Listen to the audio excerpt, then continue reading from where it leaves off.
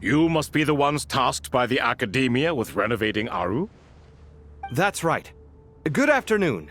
I'm Kave, and these two are Termezi and Naisaburi. Hey, I'll hate them! Come and introduce yourself! We've met before. This is Thoth, the Ibis King, and everyone knows these two. Afternoon, gentlemen. I've only ever seen these two in murals! Ah, the paintings in the temple. They show us chatting, playing cards, playing chess. Precisely the activities we most enjoy, funnily enough. No, only you enjoy playing chess. We were just humoring you. I wouldn't go that far. Back to the matter at hand. A preliminary assessment by the Academia indicates that this project requires expertise in various disciplines, including the deciphering of ancient texts, mechanical engineering, the restoration of ancient ruins, and elemental theory. The most capable minds in their respective fields are here before you. If there are no objections, we'd like to begin our work. The artisans who built Aru for Al-Ahmar gave their very lives to create this splendid work. Follow their example by giving your utmost devotion to this project. I didn't know that. We'll do our best, of course, but we certainly won't be sacrificing our lives. Such brazen words. Humans these days are a far cry from their ancestors. What little respect you show for King Deshret. No, that's not what he meant. Please, don't mind him. He shares your sentiments, just not your, penchant for hyperbole. Assuming that's what you were going for? I just think it's important to manage expectations. Forgive my lack of courtesy, but we simply can't sacrifice our lives to the gods on completion of the project like people in the legends of old. Here's a first draft of the project proposal for your perusal. Please let us know if you have any requests. Normally, I'd have made it look a lot more visually appealing, but we were really pressed for time on this occasion. I hope you'll forgive me if it's a little rough around the edges.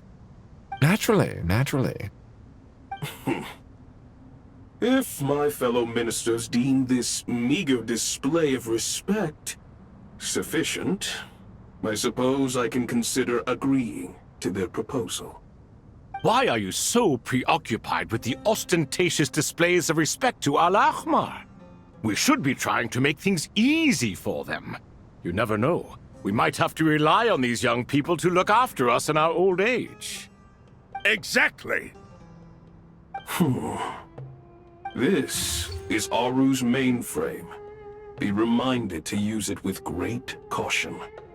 We certainly will. Thank you for your assistance. You may attempt to lay out punishment should you so desire, though I'm afraid it would be futile. You and I both know that certain components of Aru can only be operated by humans. King Deshret always believed in humanity.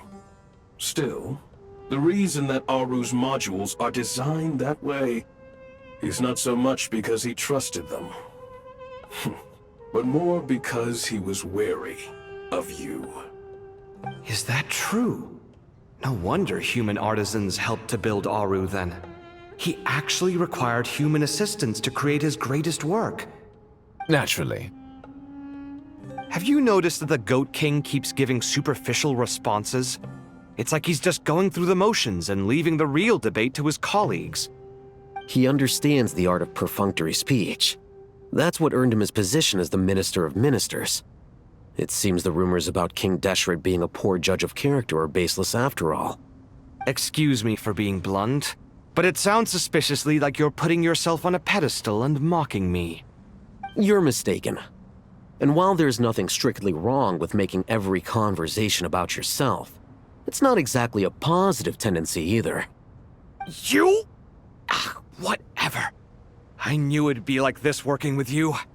All right, let me past. I need to look at this console. It's your job to activate it after all. Let's begin. Everyone, please proceed with the external checks and preparations as per the procedures outlined in the engineering plan.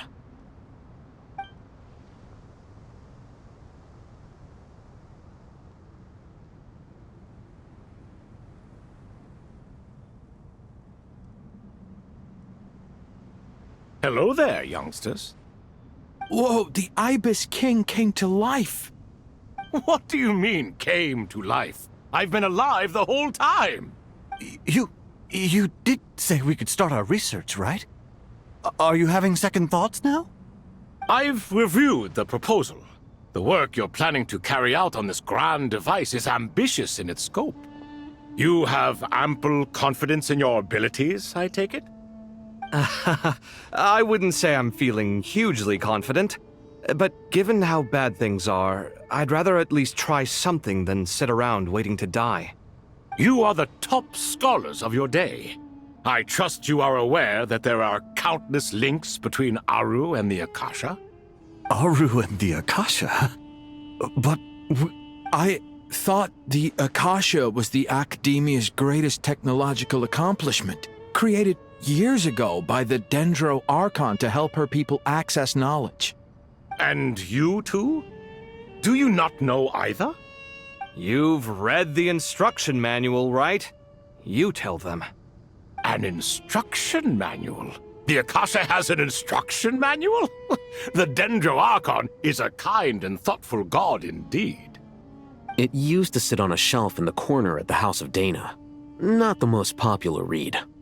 If the manual is to be believed, Aru was in fact the original inspiration for the Akasha system. what? But there are so few records about Aru anywhere. And practically none of the scientific expeditions into the desert had anything to do with it. Ah, but this is something you could not possibly have known. You may have heard many stories about the desert, but what is the most important aspect of history? Consider this a quiz.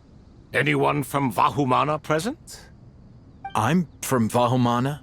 It's, well, veracity. Precisely. And a large part of veracity is the chronological order in which events occur. I may as well tell you. In the beginning, Nabu Malikata, the goddess of flowers, descended upon Sumeru. The glory of the heaven was within her. She brought life, oases, and knowledge to this land. Then she created the Jinn, enlightened them, and ordered them to serve her. Two other gods also walked upon this land where wisdom flowed in abundance, and the three met beneath the great green trees.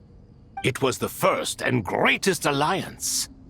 We should speak with reverence of this covenant between the three, which transcended both time and life. For they promised that in Sumeru, wisdom would be shared with all.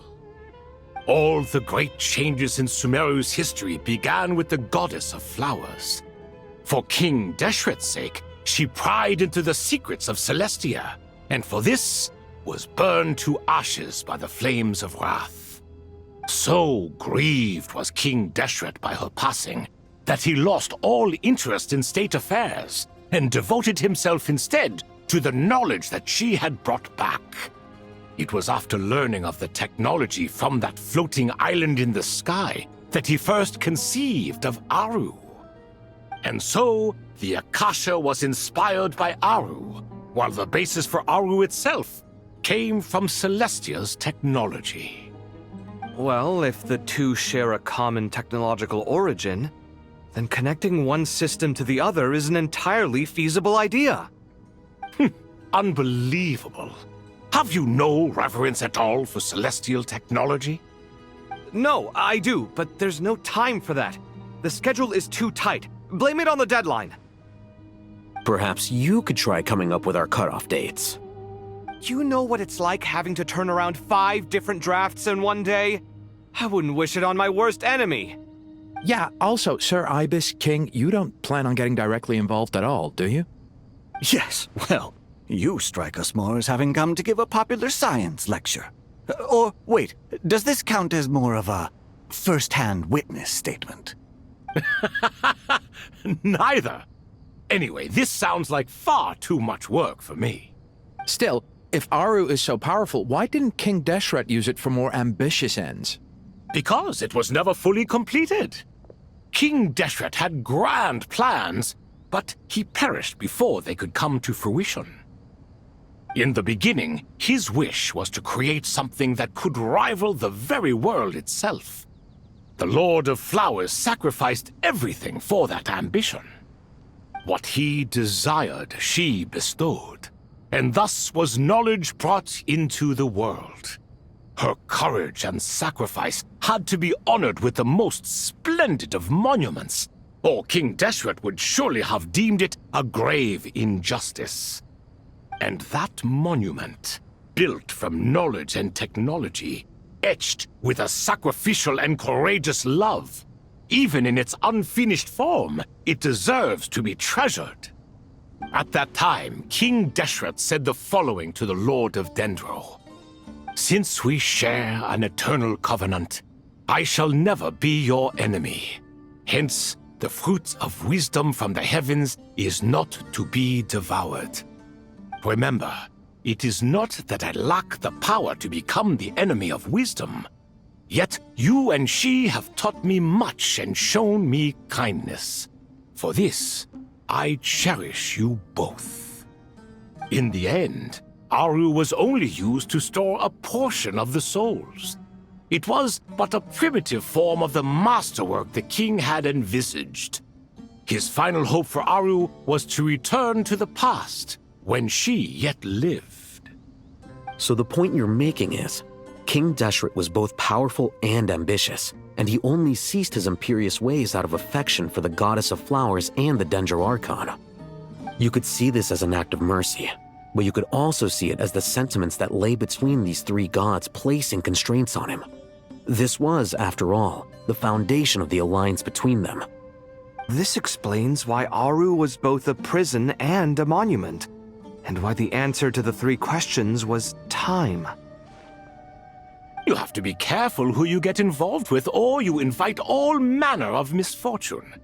This is as true for gods as it is for humans. Love is the same. It is both a prison and a monument. All right, let us pause the story here for now. Seeing as you've been so diligent, I'll offer a little help. Who's in charge again? Is it you two? Ah, yes, me and him. Now then, close your eyes. Wisdom hides in the space between the tangible and the intangible. It is to convey the incommunicable through the simplest of mediums. By the power of King Deshret, I shall grant you a glimpse into the unseen secrets that lie at the threshold of existence.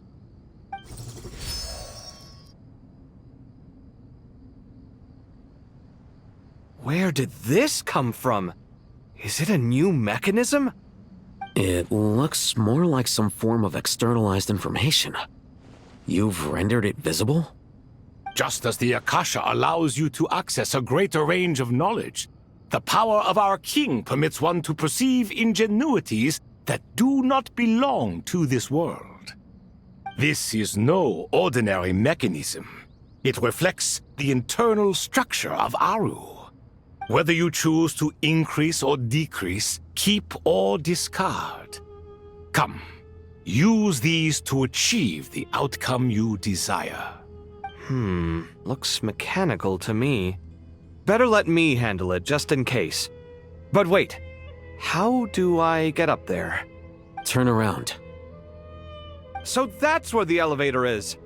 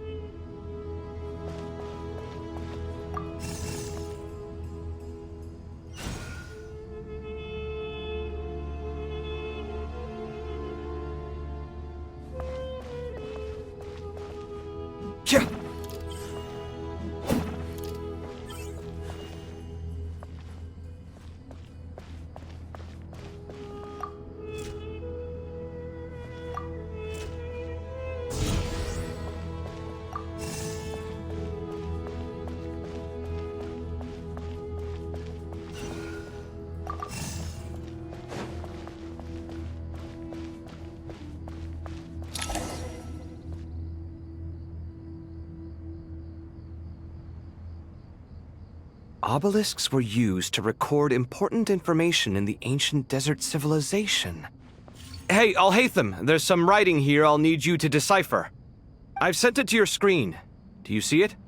Got it. It's a little blurry, but I should manage. Take a look and tell me what it says.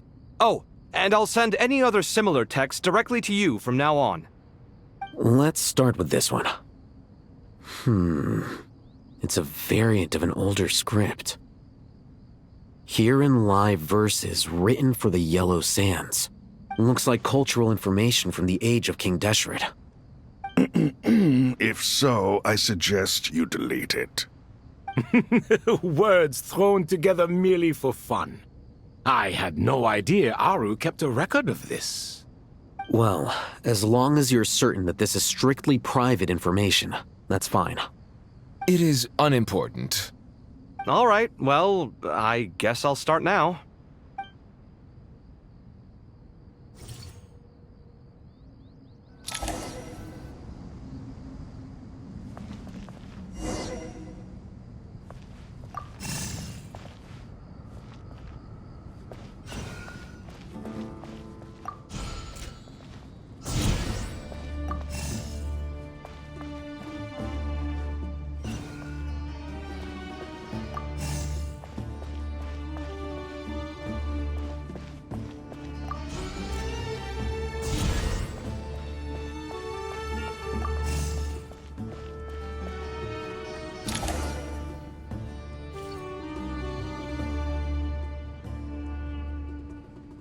Found some more. Sending them over to you now. These are all reports about the Gurubad conflict. Can we delete them? I'd say so. Most of this information has already been archived anyway. What if there are details in there that Vahumana missed? What are we supposed to do if they come after us in the future? They'll just have to live with it. If we don't resolve these issues now, there won't even be an academia in the future, let alone a Vahumana Darshan. Yeah, you're right. Okay, done. There's some other similar monuments nearby. I'll check them out.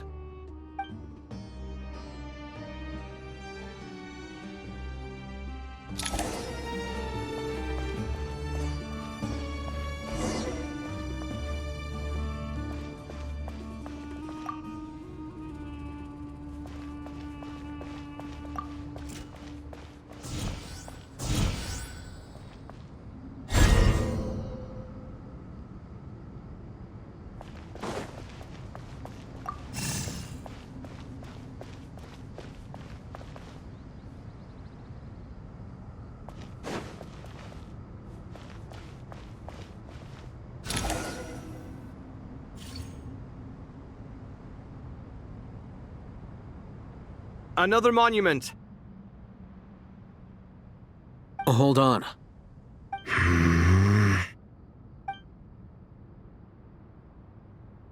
You're still reading it? How long is it? It records the development and governance of the Oasis civilization. Most of it concerns the Jinn, but it also contains records left by the artisans who built Aru. Is it important? Some of it. There was no way for me to read the whole thing in its entirety, so I had to rely on my intuition to pick the parts worth keeping. What about the artisans' records? What do they mention? They're speculations, mostly. For instance, they were wondering how to protect themselves if King Deshret decided to silence them after the construction of Aru was complete. Sounds like pure mythology to me. Surely that kind of thing didn't really happen. The records do emphasize that this was merely their conjecture based on various myths. Still, the artisans did leave details of their plans to survive, including blueprints for their escape route. Even that got recorded? Okay, well, I'll make a copy of this first before I delete it. Is that truly necessary? You won't be needing those. No, the blueprints are important. I want to keep them as a memento.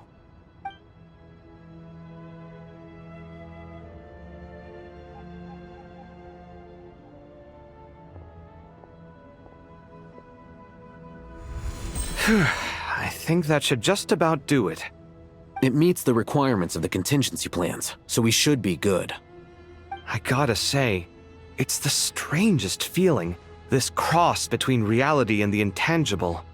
It's like drifting between life and death, or in and out of a dream, using my own hands to manipulate illusions that are forever out of reach. Chasing dreams in the most literal sense. Definitely a novel experience. What happens if my spirit just floats away? That won't happen. Anyway, I wouldn't celebrate just yet if I were you. There's likely to be a phase 2 of this project. All right. I'd better keep my wits about me then.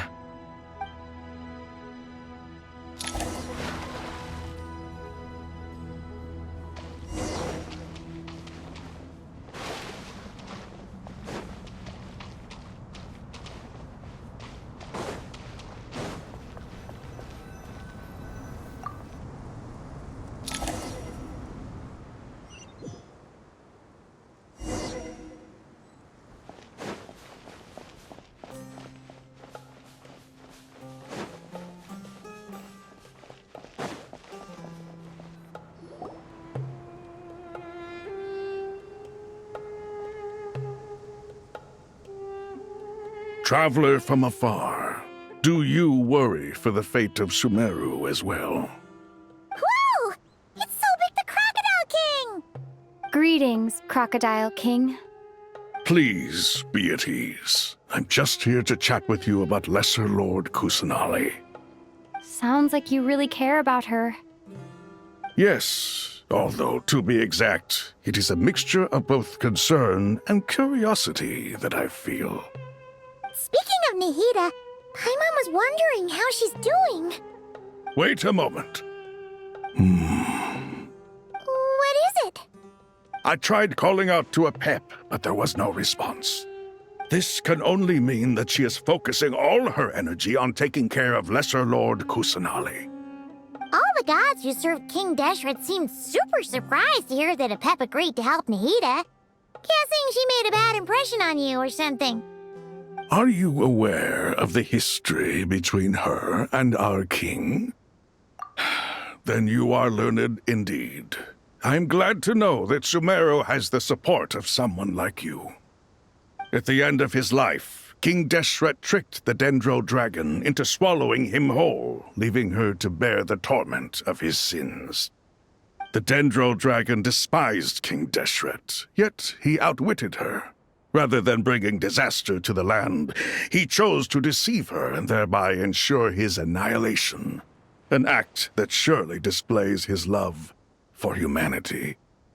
The Dendro Dragon stands for the glory of a bygone era. She hated Al-Ahmar and what he represented. All the gods, all the power they wielded. And so, her willingness to help the Dendro Archon through this crisis comes as a great surprise indeed. It makes one wonder whether, perhaps, the Dendro Archon assisted her in the past. Yep, Nahida did her a huge favor.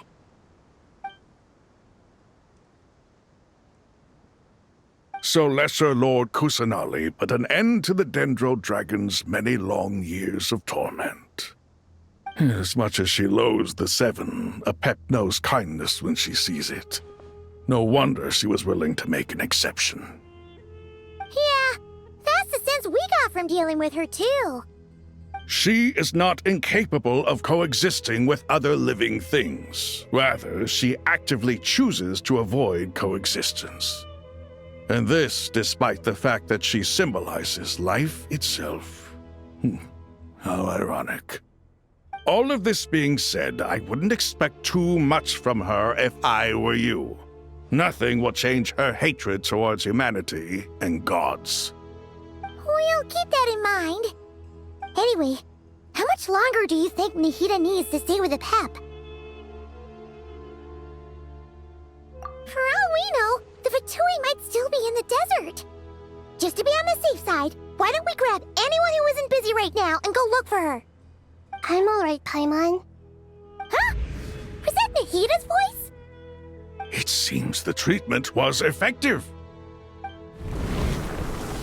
Since when do my deeds require your evaluation? Ah! Here will do just fine. I had no intention of taking you any further. One ought not expect greater generosity than they have earned. You always hide your kindness away like an oasis within a sandstorm. Only those who make it through the swirling winds can know just how beautiful that oasis is, and how much hope it brings. You dare appraise my being? No, I'm expressing my gratitude. I want to thank you for sharing your precious life force with me.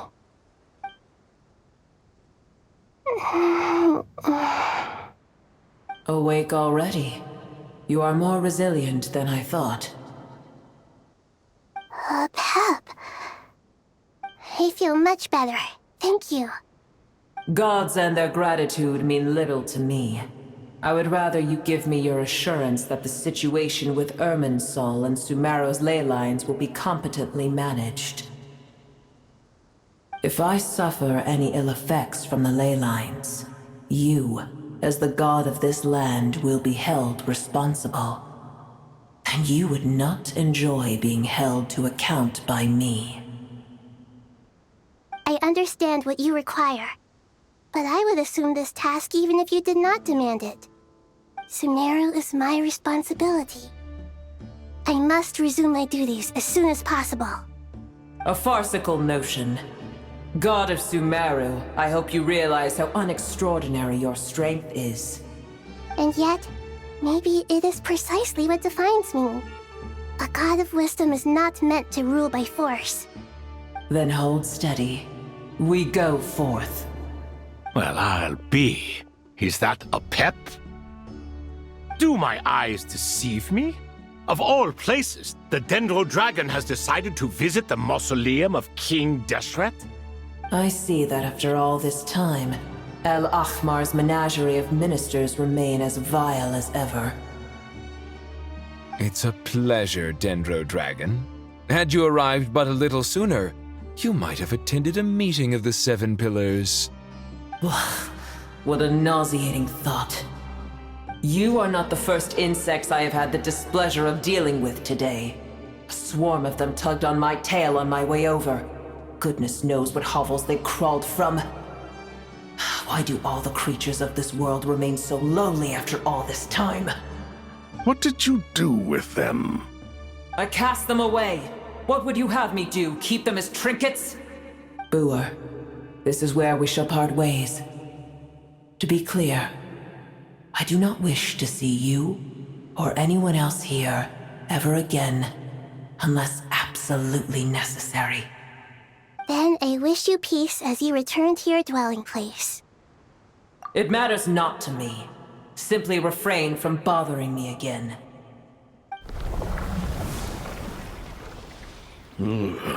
A force to be reckoned with. At times like this, I feel glad that she has no interest in any of this. Hold on, just hold on, okay? We're almost there. We made it! Huh? Wait, that voice! It's... Uh-oh, I'm gonna fall!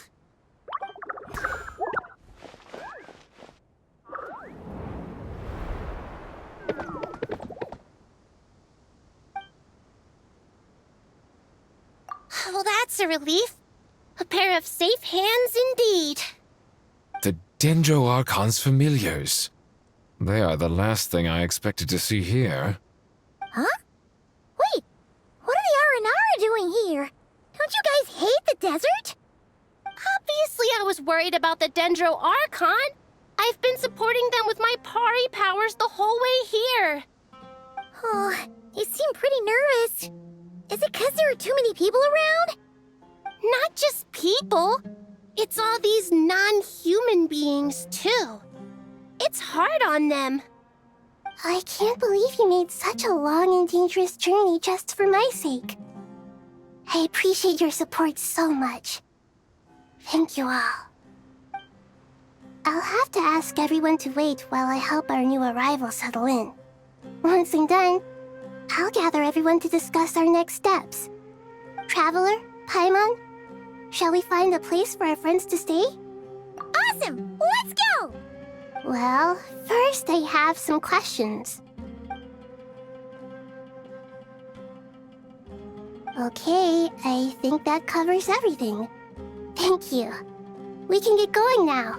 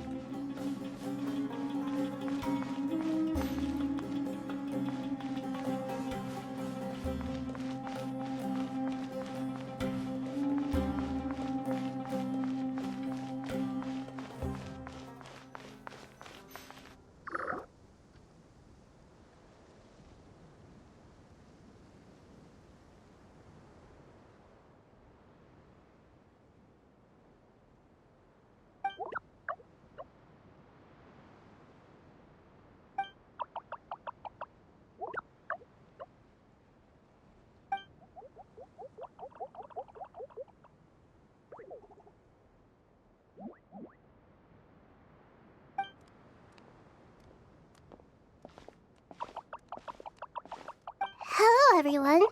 It's only us.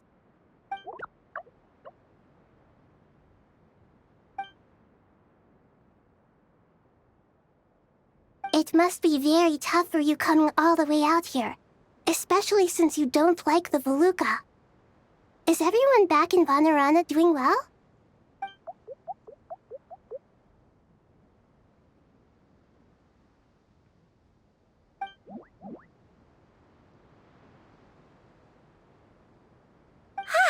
Everyone's here. Good. Are you okay? You look like you were about to pass out back there. Then you're forgetting who I am. Don't underestimate me.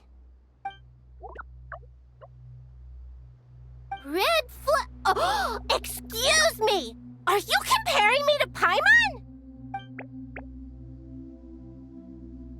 I suppose everyone is gathered here because of me. As we can see, the situation is critical, and everyone is very busy with their various tasks, so...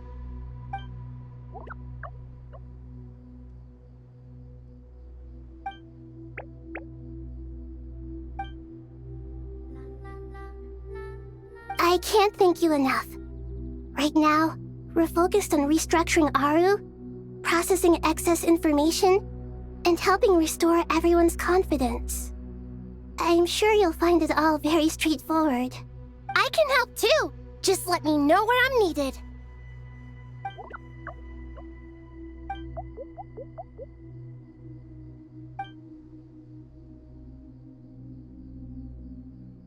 Up to no good?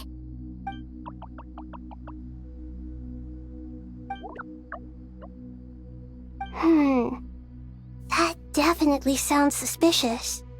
Traveler, Paimon, I have other work to attend to here that needs to take priority. Could I trouble you to investigate the situation Arabalika spoke of? No problem. Leave it to us!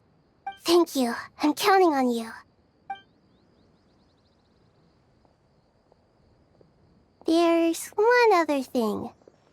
If you are to work alongside the people of Sumeru, you will need to make yourselves visible to them. Is that acceptable to everyone?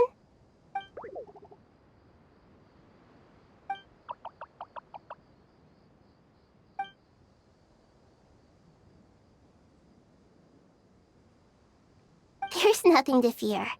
No one here will hurt you. But if you do feel afraid, don't worry. Just call my name and I'll be there. Very well. Now, I shall bestow a small blessing upon you all. Whenever people see you and interact with you, from the moment their gaze meets yours, they will experience the most beautiful of dreams.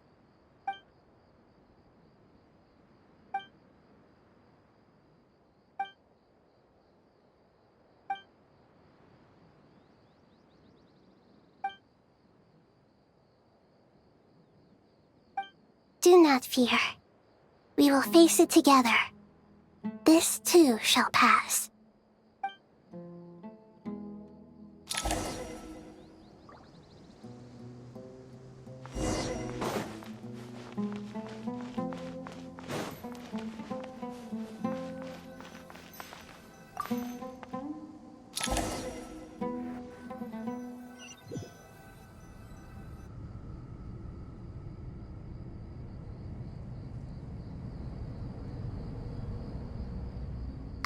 Everyone's here.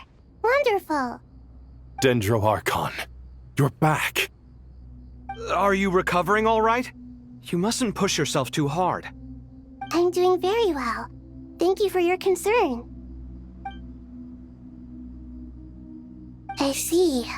Using the power of Aru to reboot the Akasha and gain access to Irminsul. It's a sound plan, although... I regret to be the bearer of bad news, but with the state that Irminsul is currently in, it's impossible to access via traditional means. Even the Akasha won't change that. Alas, we had feared this may be the case. And what about non-traditional means? Non-traditional means? Are you saying... Desperate times call for new measures.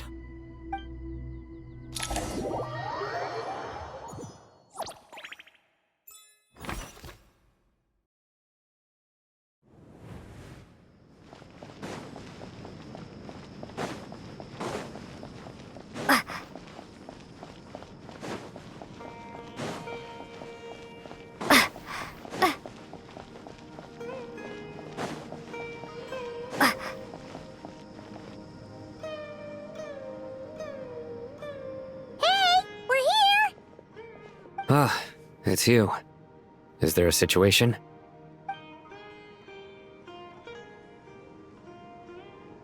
The Aranara have good intuition when it comes to people. In other words, there may well be a traitor among us. Given everything that's going on, I'd be more surprised if there wasn't. Miss Nefer, as a professional intelligence broker, I trust you have a solution? Not one that I'm willing to volunteer. What's in it for me?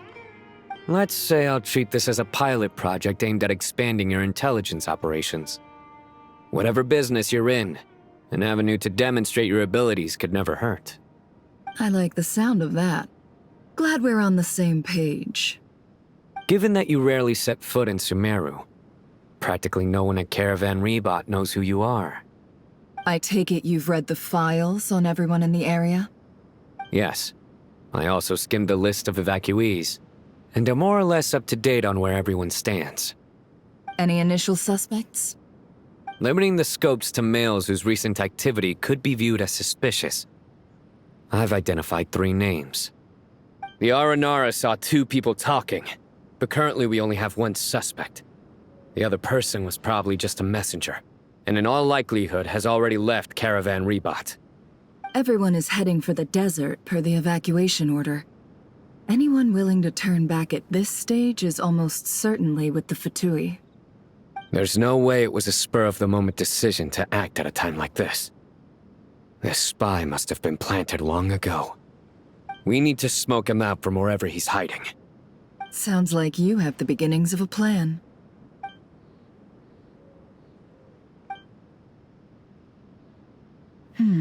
I see. Your suspicions are well-founded. I'd be watching him too if I were you. So far, we still lack solid evidence that he's been bribed.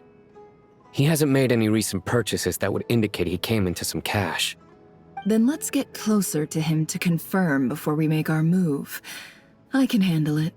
I'm not based in Sumeru, so barely anyone at Caravan Rebot knows who I am. And you're certain you've never encountered this person in nod-krai? I'm certain. Besides, it's extremely rare for me to have had any direct contact with Sumeru mercenaries besides Jet. There's no way he could have seen my face before. Sino, stay out of sight and wait for my signal. If he raises any red flags, I'll bring him toward the main road. Understood. I'll take it from there. Excellent. Well, it's a pleasure working with you.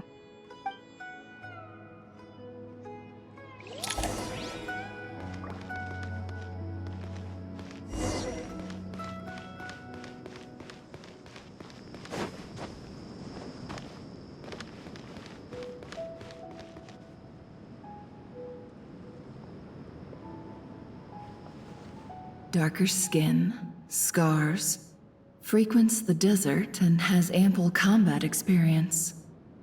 Nothing unusual about how he dresses or acts. What's that he's looking at? A coin. Interesting. Could that be how his contact paid him? Conveniently discreet for someone trying to hide any unexplained income. And yet it could be highly valuable. Sorry to bother you. Has everyone here already left? I don't suppose you happen to see a lady wearing a hat? Ma'am, what are you doing in Caravan Rebat all by yourself? The main group evacuated some time ago. Didn't you pass them on the road? My friend and I lost some of our cargo along the way. I didn't want to miss out on potential business, so I told her to go on ahead and meet the client while I retraced our steps. I didn't think it would be so late by the time I found it. And then there was a terrible sandstorm. I guess I must have taken a wrong turn, because I didn't see any large groups on my way here. Forgive me for asking, but just to be on the safe side, could you describe this friend of yours? Sure. She has blonde hair, and she was wearing a hat and a white dress. You'd definitely know if you'd seen her. Yes, I think that does ring a bell. Ah, my apologies. During this exceptional time, the Corps of 30 are under orders to be extra cautious when dealing with unknown people, whoever they might be. I understand. Well, sir, is there anything else you need to know? If not, I'd better try and catch up with them. Hey, wait! They left a good while ago now. You'll never catch up with them on your own. Why don't I give you a ride? I'm here to collect the last few people anyway. We have plenty of carts, so one more won't be a problem. That would be amazing. Traveling with a group will be much safer. I'll have to pay you for your trouble. Hey, let's not worry about the money for now. Wait here a moment. Once I'm done packing up, I'll take you to join the rest of the group. All right, thanks. Let me know if you need a hand carrying anything. No need for that. I'm strong enough for both of us. Okay. Well, I wish there was some way I could repay you. Guess it's my lucky day, running into someone who knows what they're doing here. You might have just saved my life, you know? You're not wrong there. I mean, what kind of cargo is so important that it's worth risking your life to get back? I hope for your sake that it's priceless. Actually, I suppose I can tell you, since you've been such a big help. But be sure to keep it to yourself, or we could both be in big trouble. Oh, really? Sounds mysterious. We're in the antiques business. You understand? Some of our goods aren't acquired through the most legitimate means. We have to be very discreet when we're selling them. That's why I had to go looking for the missing cargo alone. Ah, no wonder. Well, ma'am, in that case, it turns out that maybe there is something you could do for me. I'm all ears. But to be clear, our commission isn't cheap. Think carefully before you ask. We don't want to ruin our relationship before we even hit the road. I'm sure that won't be a problem. My issue is, I have something that's a little difficult to sell on as well. Take a look at this.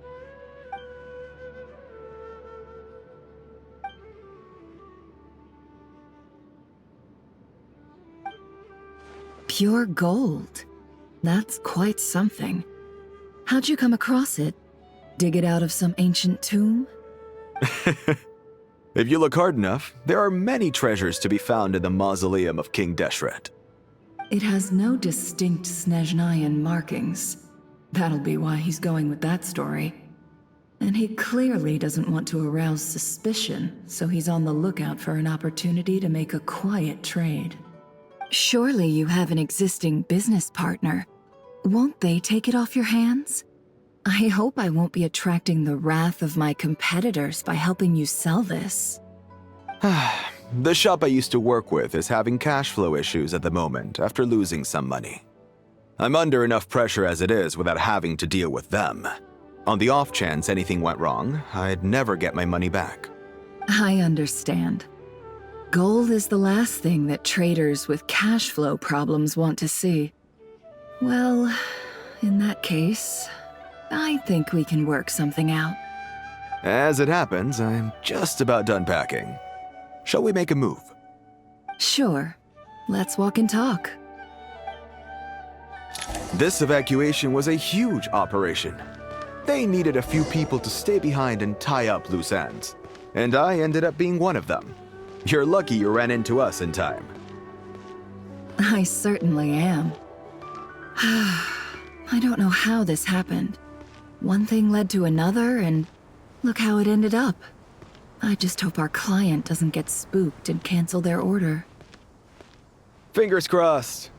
But either way, life goes on, and we all have to make a living somehow.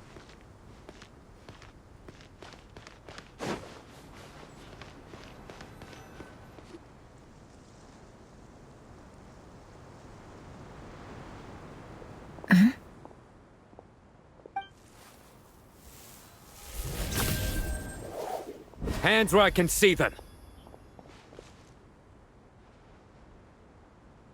General Mahamatra! No, wait! What are you doing?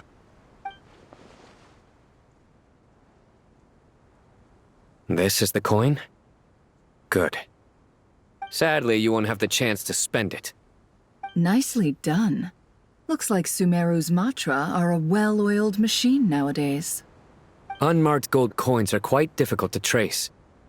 Thanks to you, we have secured the evidence. Here's what's gonna happen.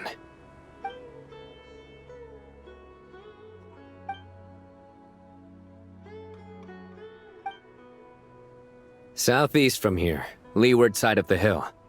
That's where he's meeting his contact. Great work. Candace tells me your interrogation skills are highly effective. Hers are quickly catching up. She's improved a lot in recent years. Looks like it's over to you for the next step. Because I'm quickest on my feet? Because you know how to trail a target. Plus, it'll be easier to monitor their activity from the air. Fine. I'll be quick. One more thing. The Traveler just brought a message from the Dendro Archon. Once you're done with this, we're to meet up at the mausoleum of King Deshret. Got it. Will do. Are you sure you'll be okay on your own? Gee, I don't know. Maybe you should come with me. Okay. Then Paimon's coming with you. Really? You do know this is a stealth operation, right? Meaning, you have to be quiet? Paimon? Are you sure about this? Well, Paimon at least wants to give it a shot. Like everyone says, if you never try, you'll never know. Besides, being the best guide in Teyvat has to count for something. This should be a piece of cake. Fine. Join me if you want. But be warned. If anything goes wrong, I'll have to gag you and shove you into a bush. No need! Paimon will be super careful. Promise! Good. Then what are we waiting for? Let's go. Ah! Coming!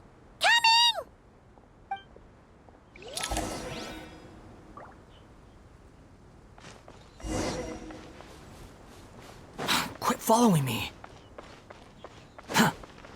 Quit following me.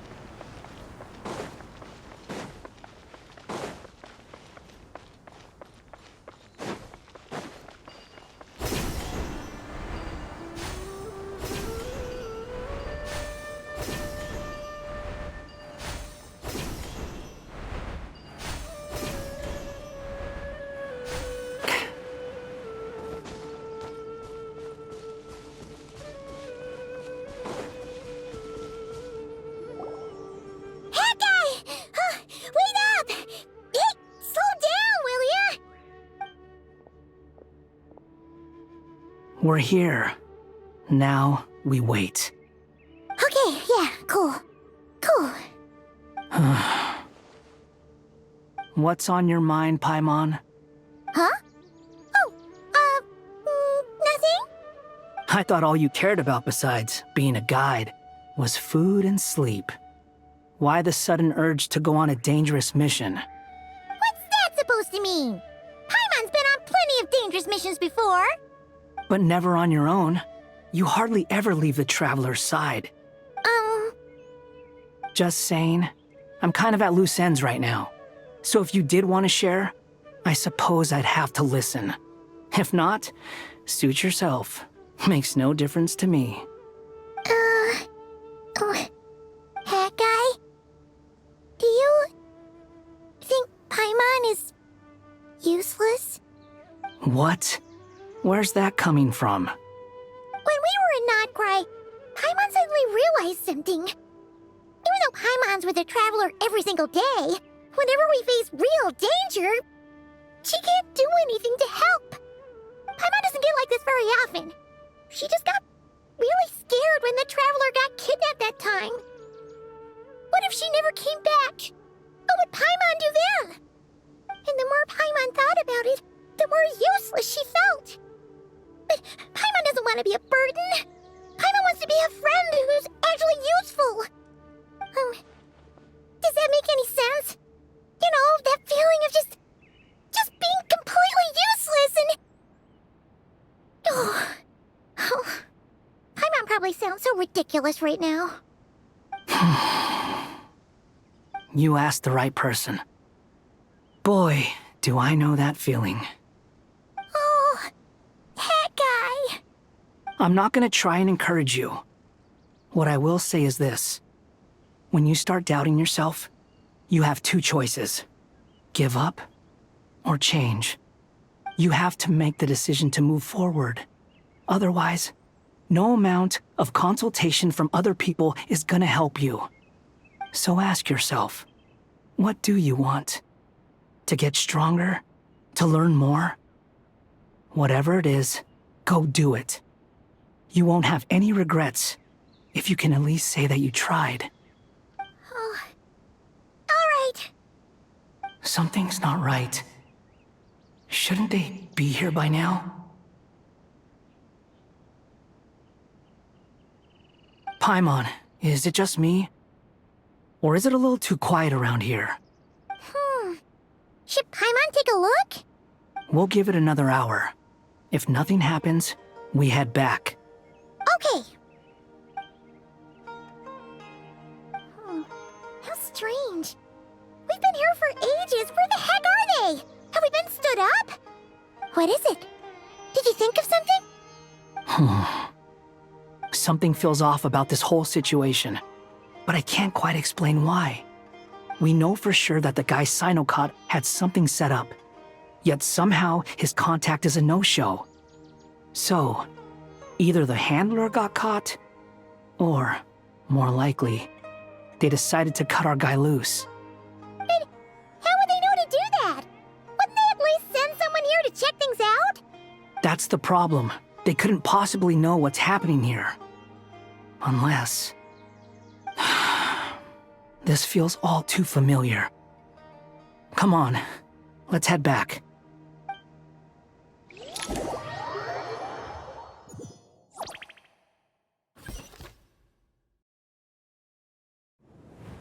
Even though this isn't a formal meeting, I'd still like to start by saying how grateful I am to each and every one of you. Thank you all for coming here and standing by our side. Shesipank and Bennu are currently assisting the scholars with the maintenance of Aru. Please forgive their absence. As for Hermanubis, may he rest in peace. We remember him with great fondness. There have been times when I imagined what it might be like to meet you all. Now that it's really happening, I feel quite emotional. Time has taken many things away, but that which remains is all the more resilient. I must say, there is one thing that rather surprises me. You appear to be in good spirits, Lesser Lord Kusanali. But even so, I can sense that the life force given to you by the Dendral Dragon has far from fully resolved the problem of your vitality. Oh no! So even a Pep's power didn't work? Don't worry, Paimon. It worked very well indeed. The issue is how closely I am tied to Irminsul. Until the problem with it is resolved, there is no way I can fully recover. Sumeru has undergone tremendous changes during her absence. When gods pass away, inevitably, people's faith in them grows weaker. You must have sensed it already. Your power is not what it once was. Regrettably, this is true. I too have grown weaker due to the effects of Irminsul. Right now, we're all in quite a sorry state. Then what do you suggest? We take all the help we can get. Sumeru is our shared home. You and I, gods and humans alike. We must unite all our strength in this moment. Though Al-Ahmar is no longer with us, the alliance between the three gods remains in force. Regardless, as subjects of our king, we have a responsibility to support Sumeru through this catastrophe. Not to mention that it was the people of Sumeru who released us from this prison of Aru. Times have changed, and the people of today possess greater wisdom than those of the past. You really know how to give a rousing speech, Goti. Now then, let us learn more about your plan. The brightest minds of the Sumeru Academia are busy opening and renovating Aru. They claim it has something to do with Irminsul? Correct. Irminsul has existed in Teyvat since the very beginning. But during the Age of the Dragons, it did not possess the significance it holds today. After the heavenly principles arrived, the power of the Light Realm was divided into elemental energy, and Irminsul was refashioned as a device that records and preserves all information. Since then, everything in this world has been inextricably linked to it. As the Dendro Archon, I have a duty to protect Irminsul. To Sumeru, it is both a national treasure and undeniably a major threat. Teyvat has seen many upheavals in the last few years. The most recent of these was a major crisis in nod-krai, which forced Sumeru to be even more vigilant than usual. I made sure to monitor all the pathways through which an outsider could potentially transmit themselves into Irminsul. But despite my efforts, a major problem still arose within. I still believe that someone has actively invaded Irminsul. But rather than taking any of the pathways I referred to, the intruder chose instead to utilize the most direct route, and the only one that cannot be protected against, by entering Irminsul through death. I see what you mean. You cannot simply stop all deceased souls from returning to the ley lines because of a potential invasion that could occur at any time. That's right. As important as it is to guard against external threats, I couldn't allow myself to stop the souls of the departed from finding peace. Please, understand how difficult this predicament was for the Dendro Archon. Defense has never been an easy task. After Irminsul was invaded, my authority was quickly restricted. Soon after that, the tree began denying access to any connections. I'm sure you feel responsible, but you are not to blame. No one can predict every possible disaster. There will always be trials and tribulations for the world to endure. But the people of Sumeru should not have to endure this. We must find a way to break through the lockdown and connect to Irminsul. And this is why you need Aru. Yes. The only thing in Sumeru capable of rivaling Irminsul in terms of overall function and performance is Al-Ahmar's legacy, Aru. All I managed to do before falling into a coma was make some minor adjustments to Irminsul. Using Aru is a last resort, and a move that comes with enormous risks. The scholar's initial plan was to borrow Aru's power to reboot the Akasha, then use the Akasha to connect to Irminsul and investigate. Unfortunately, Irminsul has suffered far greater damage than they first thought, rendering that plan futile. To rise to the challenge, we had to resort to more extreme and far costlier means. This has led to a number of new contingency plans. To reclaim Irminsul, our brightest scholars have made further modifications to Aru with multiple goals in mind. I thank you all for giving them your blessing in this endeavor. Human wisdom has clearly improved over the millennia. You have not only our support, but that of the Jinn, the Aranara, and the Pari. Together, we will do everything in our power to save Irminsul. By the way, when you spoke earlier of an intruder, it almost sounded as if you knew who you were dealing with and what they were capable of. Well, since you ask.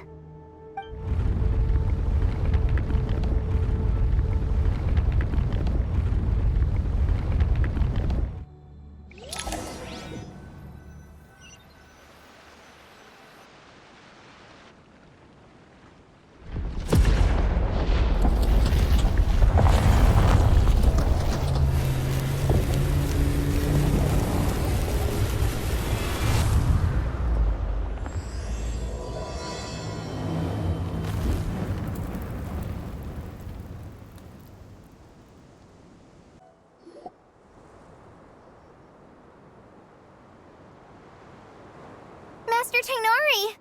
What is that? Is this Irminsul? How did this happen? What's going on inside?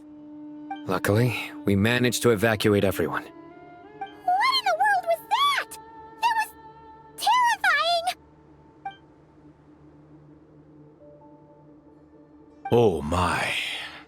I understand now, Dendro Archon. You make yourself quite clear indeed. Not once over the millennia has Irminsul been so terribly afflicted as this. Please continue, Dendro Archon. Irminsul's root system is what comprises the ley lines. In the past, it has always been hidden away, going unseen by the general populace. But now, an evil intruder is making it reveal itself. It has become a tree of unbridled greed.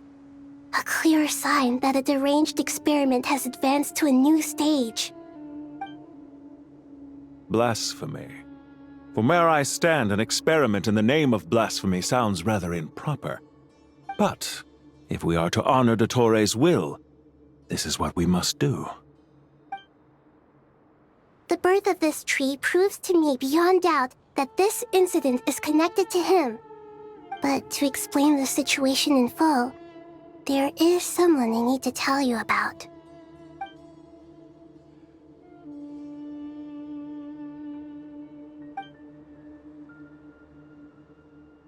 Zandik. So it was him.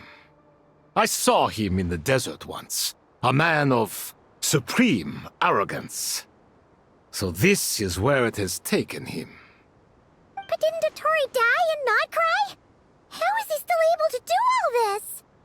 He must still have loyal followers amongst the Fatui. Even so, I'm still unclear as to how he has been able to wield such a profound influence over Irminsul. I can confirm that Fatui forces have arrived in Sumeru City. Furthermore, Irminsul seems to be undergoing some kind of mutation. Evil branches are beginning to grow. Things that do not belong to this world are slowly but surely materializing. Sorry, I couldn't think of any other word to describe it. They don't seem to be fully formed physical entities yet, after all, but they are gradually becoming real. A baleful tree climbing up into the heavens. Speaking of Dottore, I have some information on that front as well. I didn't think it was wise to state this out in the open. But my theory is, the mole wasn't cut off after he was caught. They wrote him off from the beginning. You mean, the Fatui never intended to follow through with him? Then what? It's hardly a conventional strategy, and the rationale behind it is pretty twisted. But as it happens, I know someone who works exactly this way. And when it comes down to it, his goals are very simple. He just wants to confuse people, so they can't figure out what he's up to. He's been a collaborator of Dottore from the outset. That fact alone confirms that Dottore is involved with this somehow.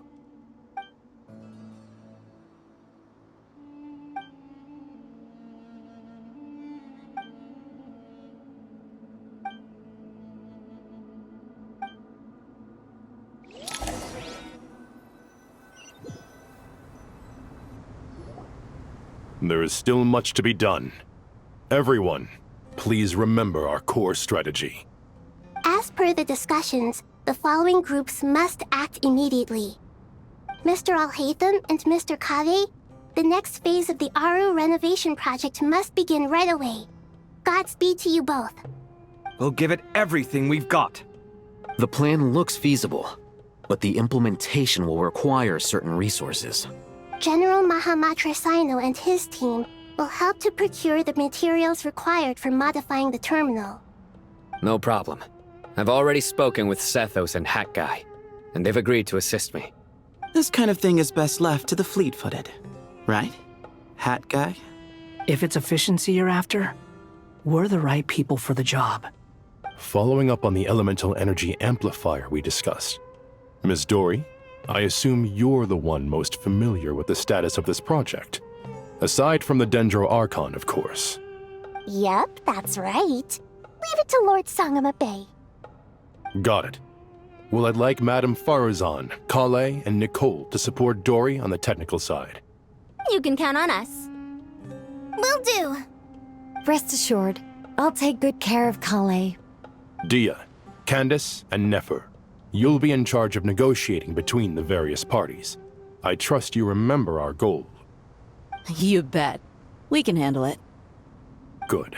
I believe that covers everything. Tainari will provide ad hoc support as needed, if that's okay. Poor Tainari. Must be tough being Nephis' student. Getting bossed around all day, every day. Hey, don't try and drive a wedge between us, you old rascal.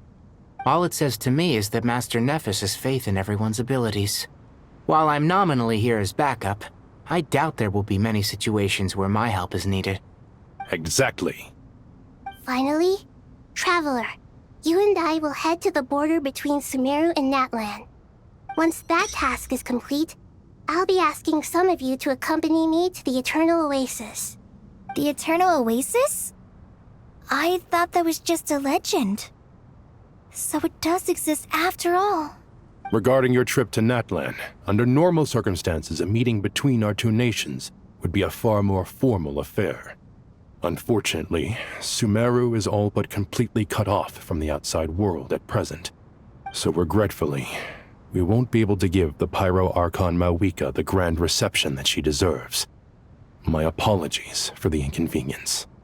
No point putting too much pressure on yourselves. That goes for everyone. Right. Especially you, Dendro Archon.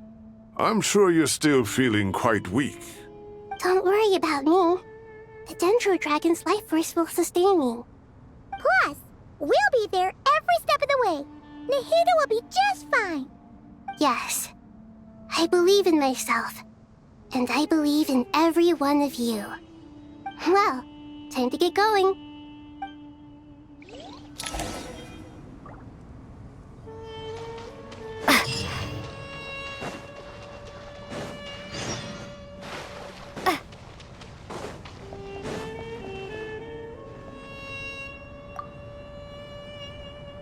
To what extent we can implement the final plan depends on how successfully the Akasha can be modified and configured. And to make sure the configuration works, Aru will also need some further optimization. Yeah, no surprises there.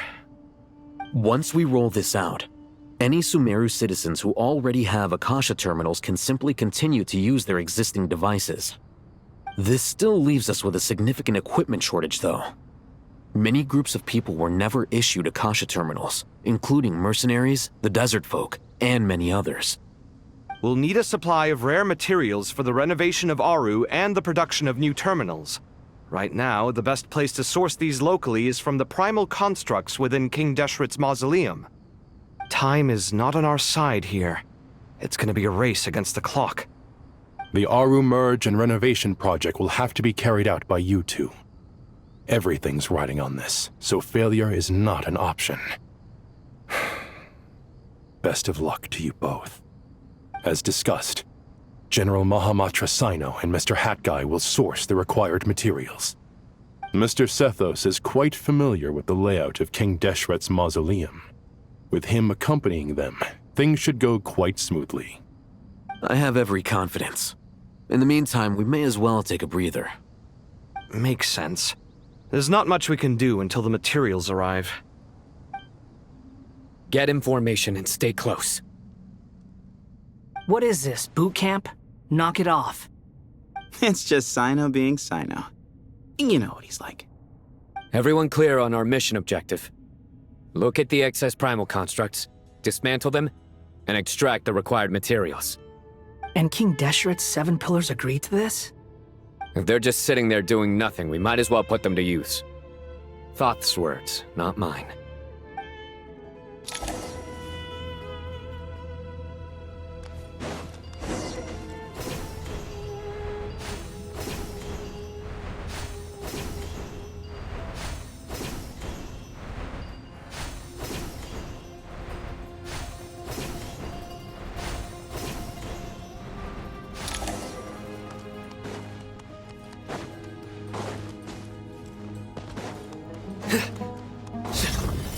Futile! Way ahead of you! The sage's wisdom! Squall and fury! You dare to gaze upon me? Nowhere to run! Excuse me?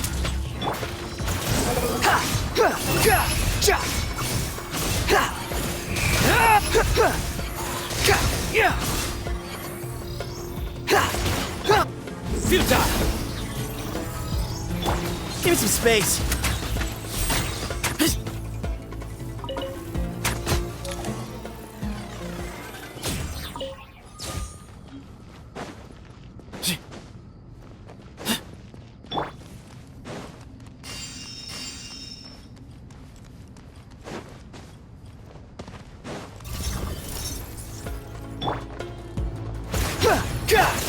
Surrender!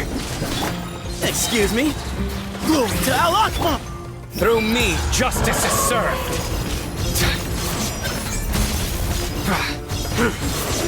You stay condemned! Guilty!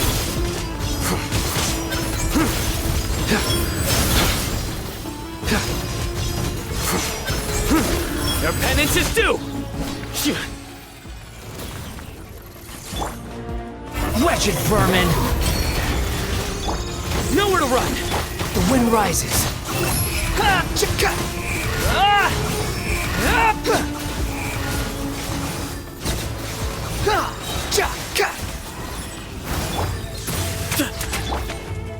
Surrender! Squall and fury! Futile!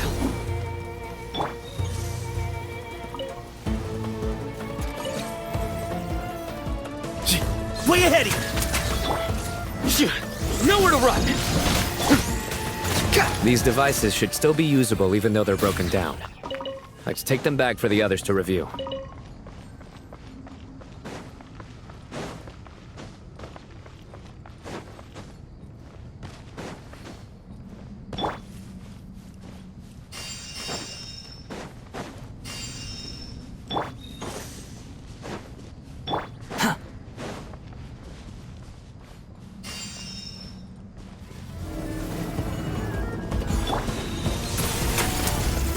Sage's wisdom! Unsightly insects! Judgment is upon you!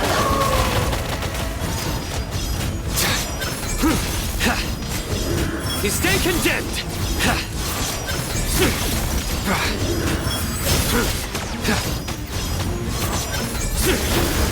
Your penance is due!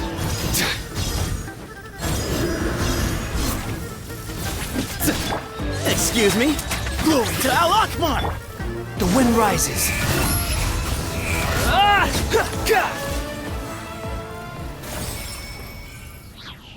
How many do we need again? Enough to make an Akasha terminal for everyone who doesn't own one. I remember you telling me how revolutionary these Akasha terminals were. You've used one before, right? The Academia declared the Akasha to be the most powerful and comprehensive wisdom dissemination system in history. That should give you an idea of how powerful it is. Certainly sounds impressive. Neither Hat Guy nor I have ever had an Akasha terminal. Well, if it all goes to plan, that's about to change.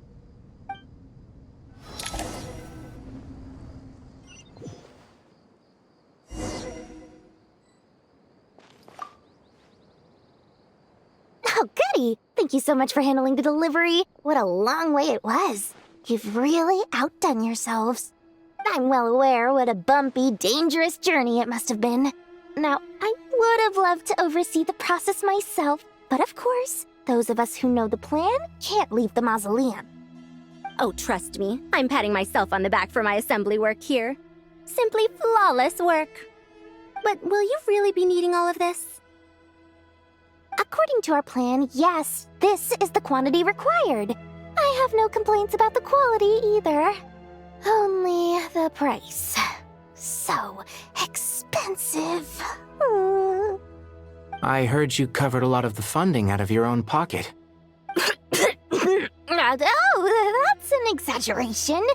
The Academia provided most of the funds. I just offered a small token of my goodwill.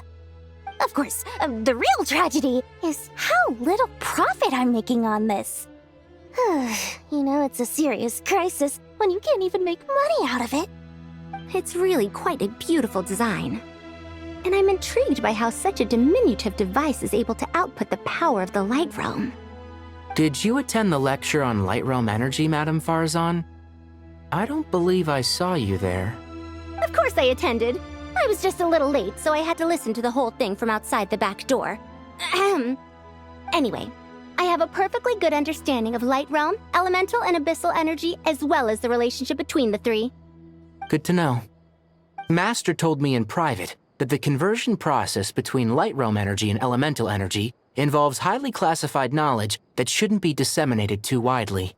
But even so, the scholars still shared said information. Well, you can't enforce a rule that everyone breaks. Is that the idea? At first, the Dendro Archon was reluctant to explain it in great depth for safety reasons. Later, she came to terms with it and simply informed my master that we would all have to face the question of survival together. To protect someone from such dangers means keeping them in the dark. But for someone to know and embody the wisdom within, they must understand its very essence. It's an information hazard. We're exposed to danger just by knowing the facts. And just like bait, it lures us in by offering us the solution to our problems. But if you're not careful, you'll end up pursuing it down a dark path. A tricky problem. But today, this big problem has been broken down into many smaller, more trivial ones. What do you mean? I get it. For instance, you and I share secret knowledge, while she and I take on the risks of life, death, and fate. Something like that? Hey, what? That is not what I call a trivial problem. Well, as they often say in Vahumana, an event that is monumental to the individual is negligible in the grand scheme of history. Generally, the fate of the individual is an insignificant affair. Being from Amorta, where the subject of our research tends to be a lot more personal, I have to disagree. It's hard to dismiss the individual as insignificant. In other words, the big problem of survival has been broken down into many small, interconnected factors, and each one of us represents one of those factors. When the same secret is shared with a group of people, the same fate binds them together. Most people would find this unimaginable, but to us scholars, this is the path that has always beckoned to us. Sharing knowledge is a good way to fight against fate. I will always believe in that. All right, I think that's everything. Thanks a lot. But don't go anywhere just yet. I'll still be needing you to calibrate the equipment.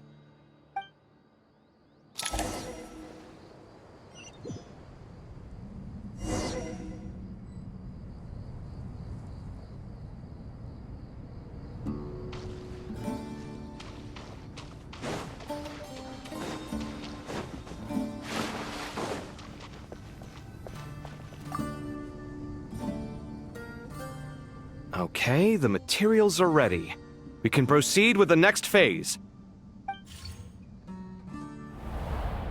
Alhaitham, how are you getting along? Most of the information in Aru is written in ancient desert scripts. Some of this is written in a tribal language, while other parts seem to be a variant of an oasis script, based on the glyph forms. Oh. Not lost to history, I hope. Some are. All we can do is infer the meaning based on the rules of related languages. Although, this section actually fills in some of the missing historical record. I'm transcribing it so we can bring it back to the academia. After Aru started up, 2 more lines of text appeared here. Can you read them? Humans may not read what is written by the gods, except by not reading. Victory should not be easy to attain, for it symbolizes divine wisdom. Knowledge must not waver, for it has external borders.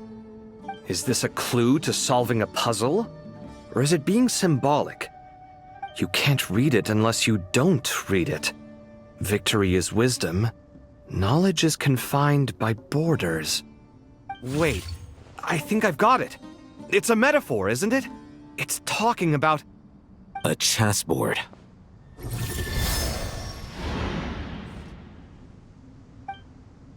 You were right. The youth of today are skilled at solving riddles. Have the secrets buried in the desert not been unearthed over the years all the same? Since Aru is a place reachable through wisdom, this day was bound to come sooner or later. Oh, I've always been against overly cryptic sentences. Don't you get tired of reading and writing all that? Ah, it's you 3. Just in time. We've been delving deep into Aru, and now this board has appeared. I've heard this was how you'd while away your free hours. You must be quite the experts by now in that case. It is true. King Deshret's chess games are some of the most well-loved of all his wonderful creations. If you have ever been to Safhe Shatranj, you may well be familiar with the chess pieces you see here. Is this chessboard supposed to be another visualization of the interior of Aru, then? Naturally. Visitors, everything is ready. Only by completing the challenge on the board in accordance with the rules will you be permitted to overwrite Aru. 1 second. It's not dangerous, is it? Dangerous? Why, yes, of course. I should be the one to go, then. Wait for me here. Sounds like the self-confidence of our present company has rubbed off on you. Don't be ridiculous. I'm your upperclassman, and that means I have to look out for you. I appreciate the sentiment, but a game of chess typically requires 2 players. Besides, I'm sure they won't let things get out of hand. Keeping things relatively safe is in your best interest too, isn't it? Fair enough. I mean, you guys are controlling the difficulty, so please don't go too hard on us, all right? Ah, but Bennu said he wanted to put some respect into these whippersnappers. All right, all right. Thank you. Obviously, we'll still try to be careful. This doesn't seem like ordinary chess. Is the goal to defeat the opponent? No, you must enter the board and pass the trials we have placed there. Ready? Let's do it.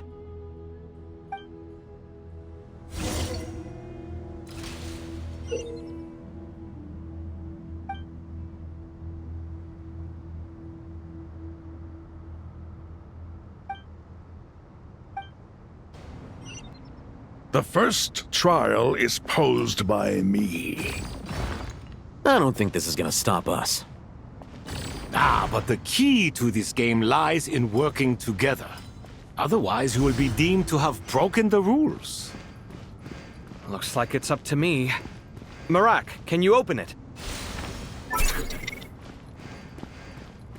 King Deshret's favorite primal construct.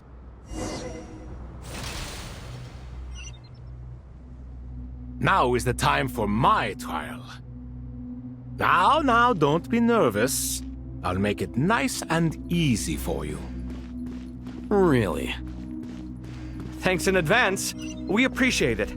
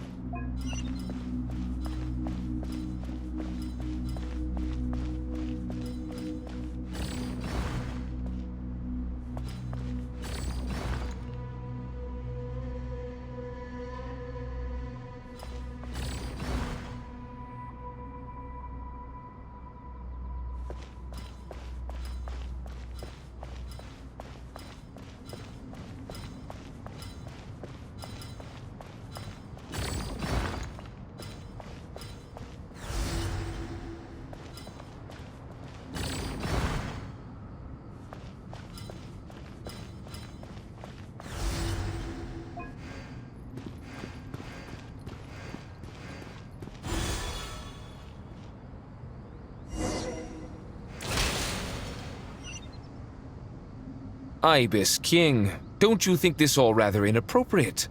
You may as well be handing them victory on a silver platter. Do not expect me to follow your lead. Ha! Suit yourself.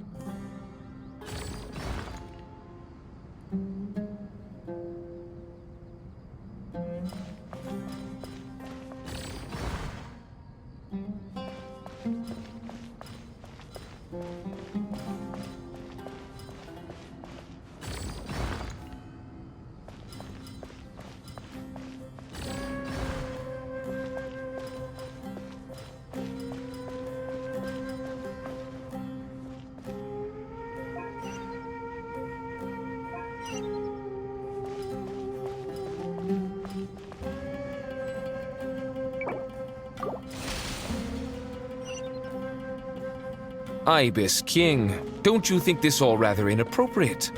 You may as well be handing them victory on a silver platter. Do not expect me to follow your lead. Ha! Suit yourself.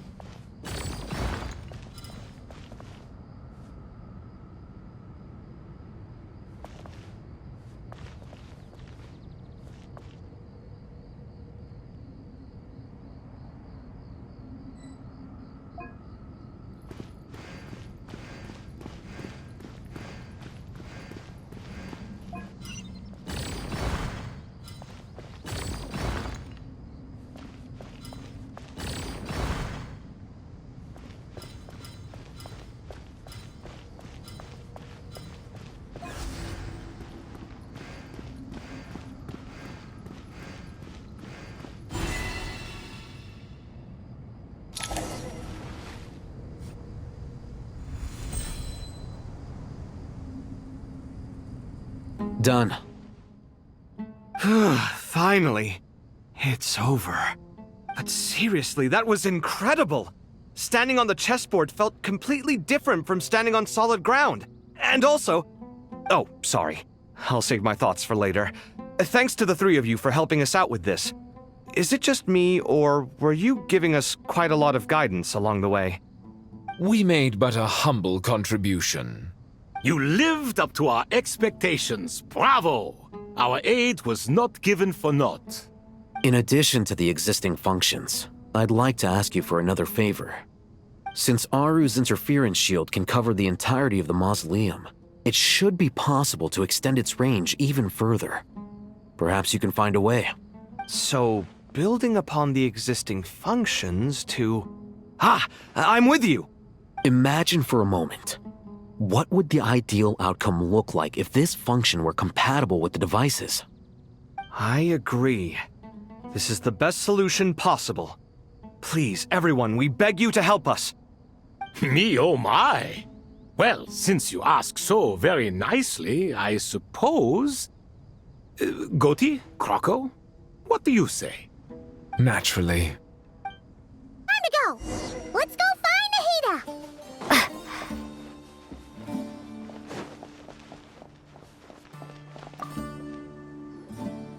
There you are.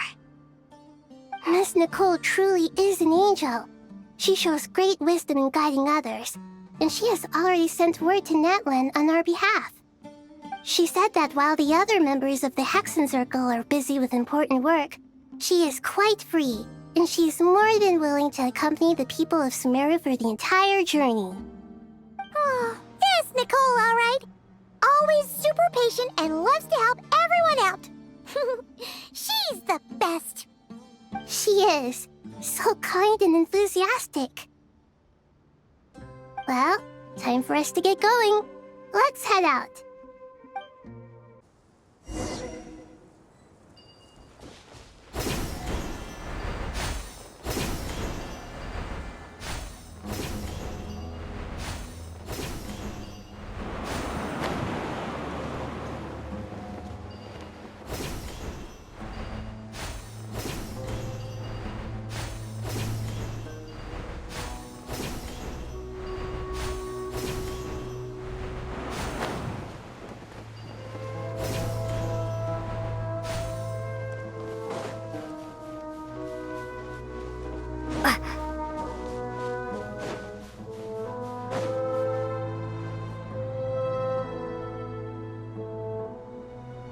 This should be one of the closest places to Natlan in all of Sumeru.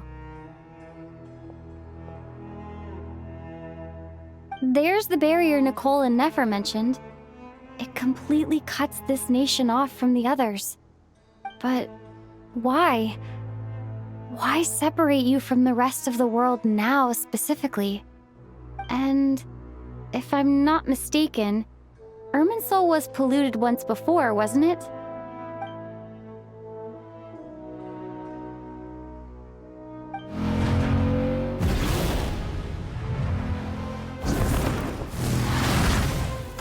Good question. I'm wondering the same thing myself. That voice.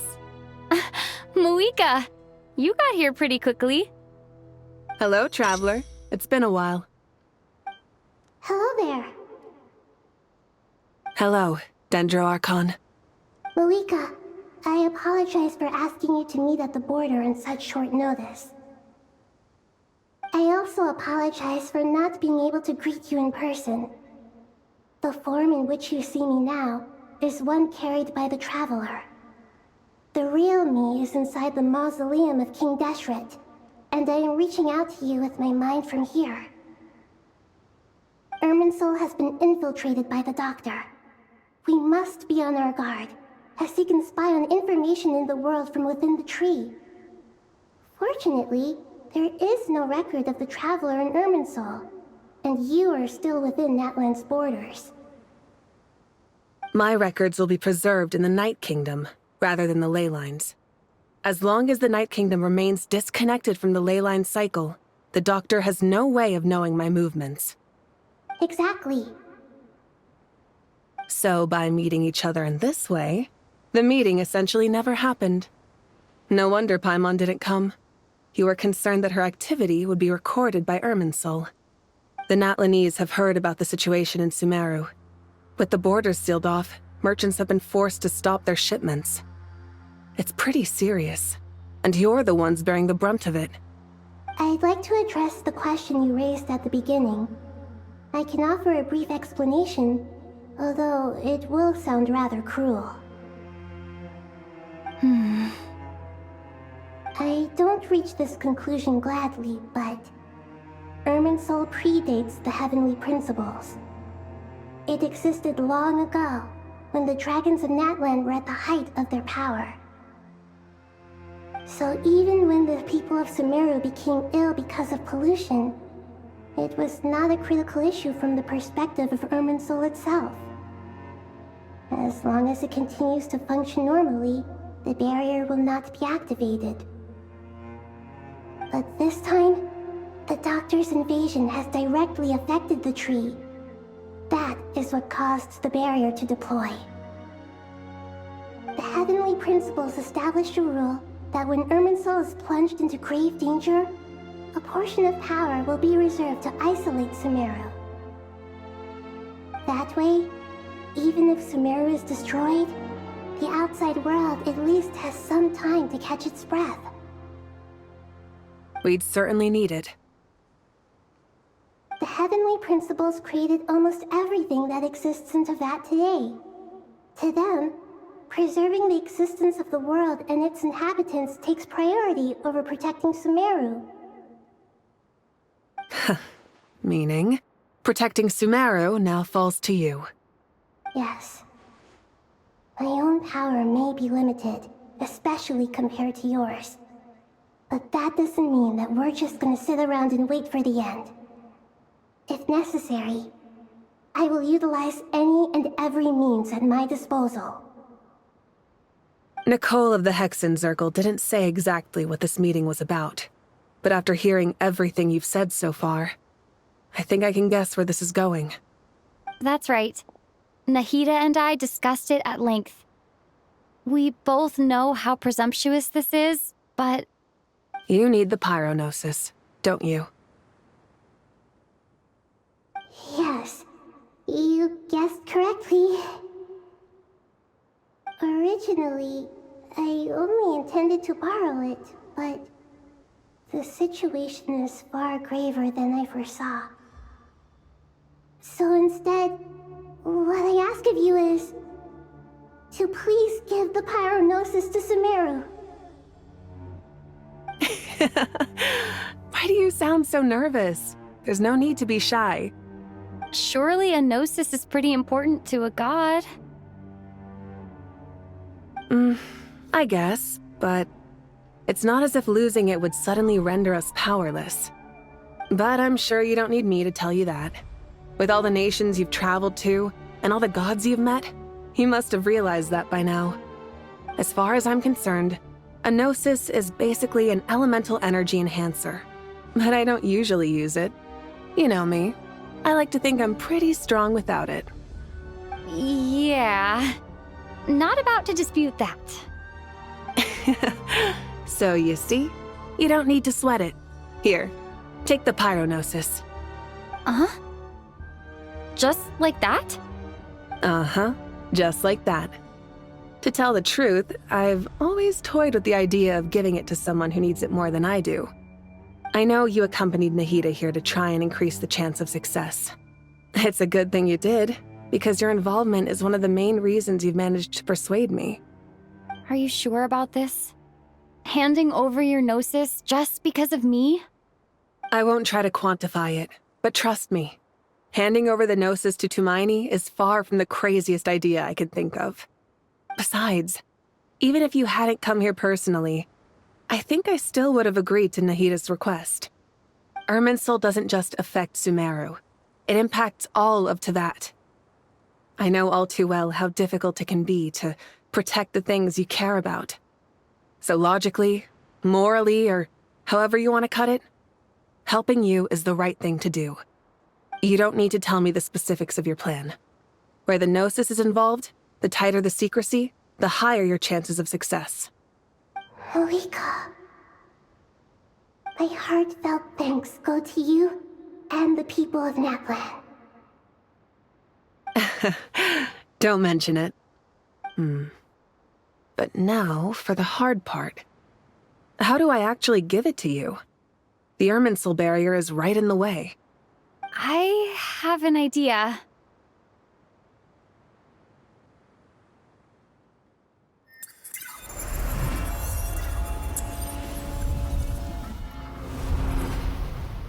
Just as I thought. Incredible. What did you do? Just made a lucky guess. This seems to happen quite a lot. Things that apply to everyone else don't seem to apply to me. I figured the same might be true here. Irminsul usually produces effects based on the records it holds. Since the Traveler is a descender, Irminsul contains no records of her, and thus has no way to impede her. Is that right? You really are full of surprises. Catch. Whoa! Thank you, Moika. Thank you for trusting us with something so important. All right. No need to get so formal. It's not like we're strangers. Besides, there's still one problem. You might be able to pass through the barrier, but I don't know about the Gnosis.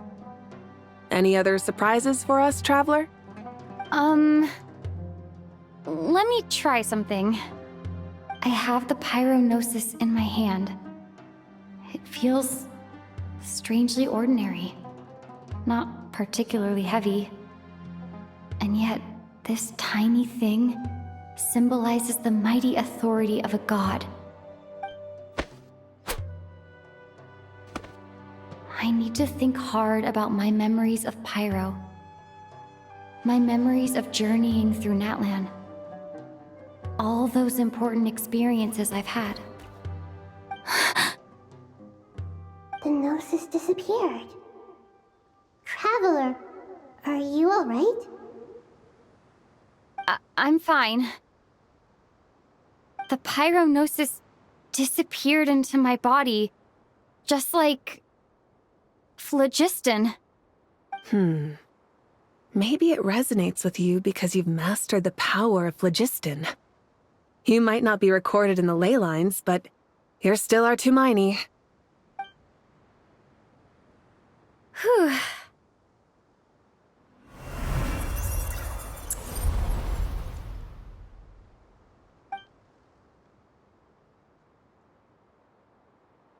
Please allow me to express my gratitude once again, Moika. Pleasure. Well, I've given you all the help I can. The rest is up to you. Good luck. We won't let you down. Yeah, we aren't about to lose.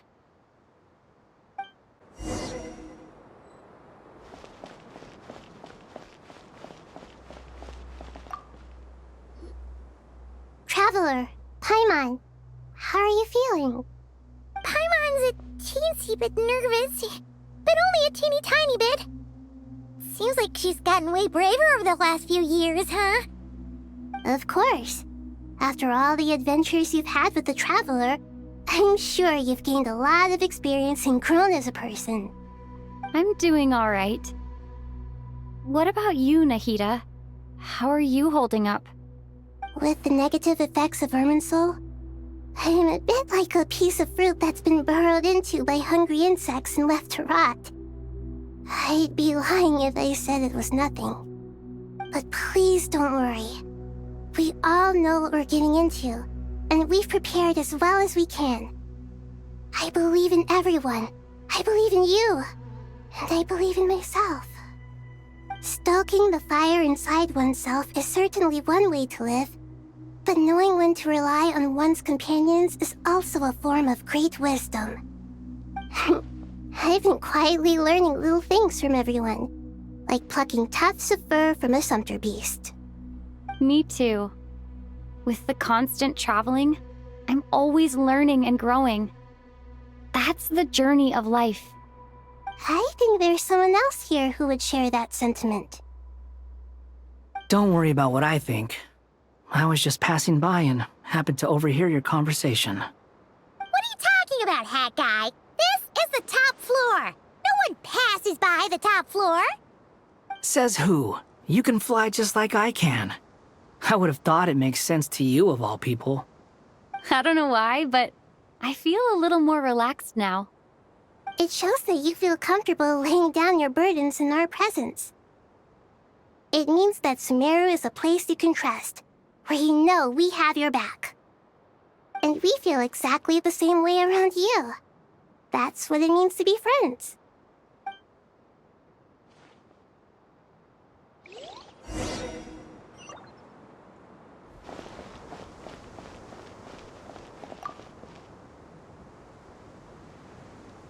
Ah, it's finally done. Ugh, but I have a nagging feeling that there's something I've forgotten. Oh, there you are. Everything wrapped up on your end?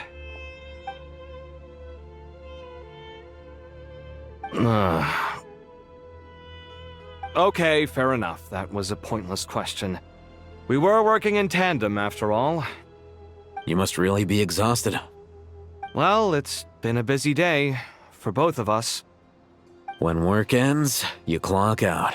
No looking back. Yeah, we're definitely due a break. Probably a little late to start drinking now, though. I'll stick with water. Here, this one's for you. Thanks. You want a bite to eat? I can grab us something. Or wait, I think there's a stove nearby. Let me take a look. Are you nervous? A little, yeah. Unlike you, it seems. How are you not feeling at all nervous? Because everything that happens next is beyond my individual control. I don't worry about things I cannot influence. What do you mean, cannot influence? You're the one who came up with half of the strategies we ended up using. There's only so much I can do.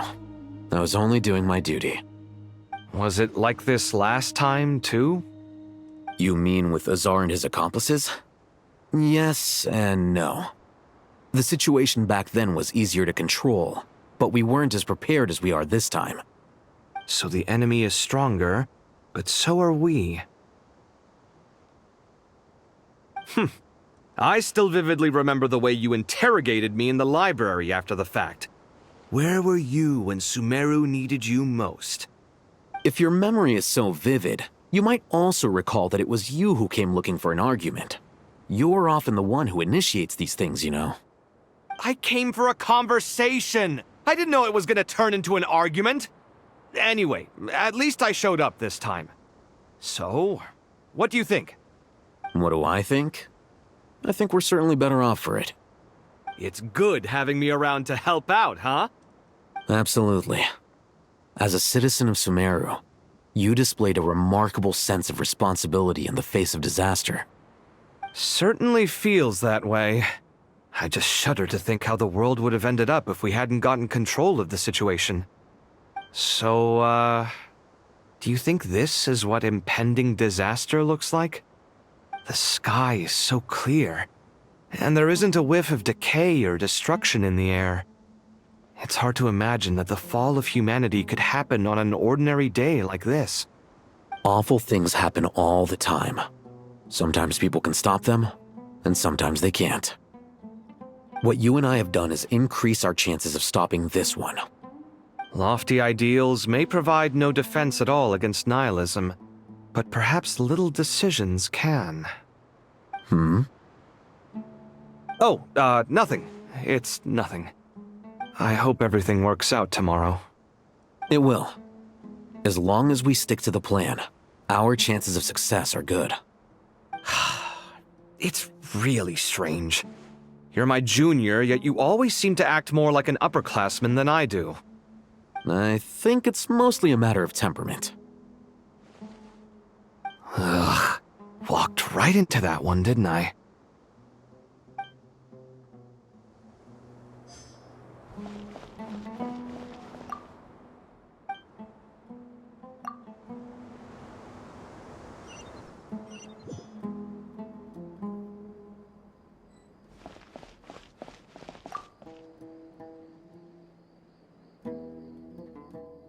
We'll make our move after sunrise tomorrow. Good. Is everything ready? As much as possible. That'll be enough. Don't let the pressure get to you. We'll take— Master Tainari! Mr. Sino! So this is where you were. I brought some juice and some water. Would you like some? I know how easily you get dehydrated in the desert, so you should definitely have some water. In which case, I'll have the juice. I gotta ask, though.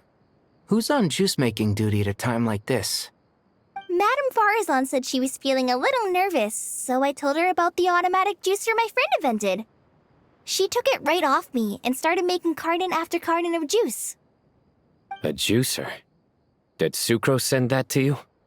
Yeah. I hadn't had the chance to try it out before this incident occurred, but I couldn't bear to leave it behind in Gandharvaville. The juice is very sweet. I think so too. Kale, how are you feeling? Physically, I'm okay, but it just still feels strange to me. Why would a great power like this come to someone like me? I know the feeling well. That same question ran through my mind every day as a kid. At least now, you have someone who can relate to you. All the more reason that you should apply for Spontamod. Tainari fiercely opposes the idea, though. Those two things are completely unrelated. What are we all chatting about, Would anyone like any juice? Oh, you have some already. I had some earlier, ma'am. Maybe give the extra to someone else? Very well, very well. I shall be off then. There's this enormous power, and then there's little old you. You feel like there's no connection between the two. And that sense of dissonance is difficult to get used to. Yeah. But after all this time, I can't believe this stuff still gets to me sometimes. Makes me feel a little childish. Kale, just because we normally keep the conversation light doesn't mean we can't discuss deeper issues. I don't think it's childish at all. You were the victim of a terrible crime. It's normal to struggle with the fallout from it. You have absolutely nothing to be ashamed of. My professor once told me that no incident can be considered truly resolved until the victim says it's over. Your rage and your pain are completely justified. Thanks. Miss Nicole said that the same god remains which were once used to inflict so much pain upon me have now become a weapon with which I can protect everyone. It's like my own personal kind of evolution.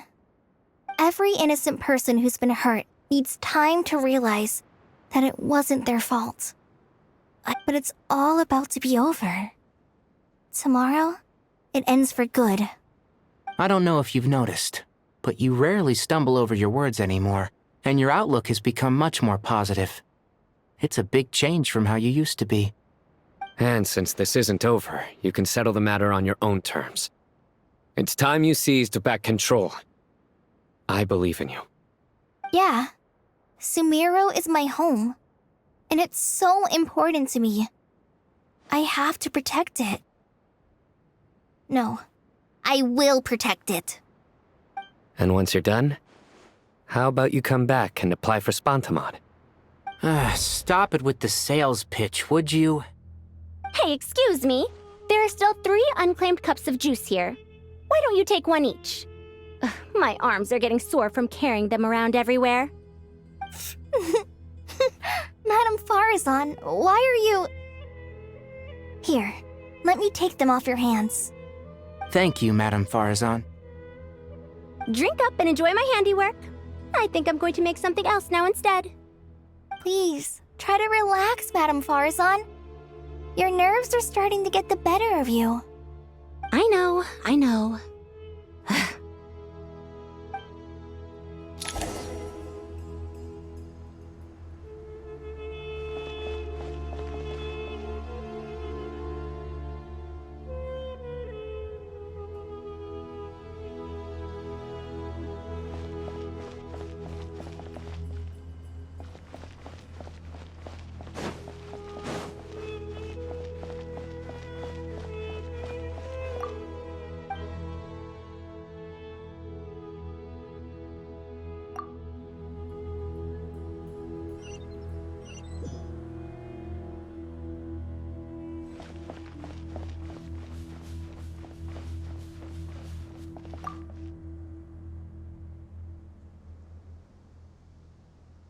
Something on your mind, Miss Nefer?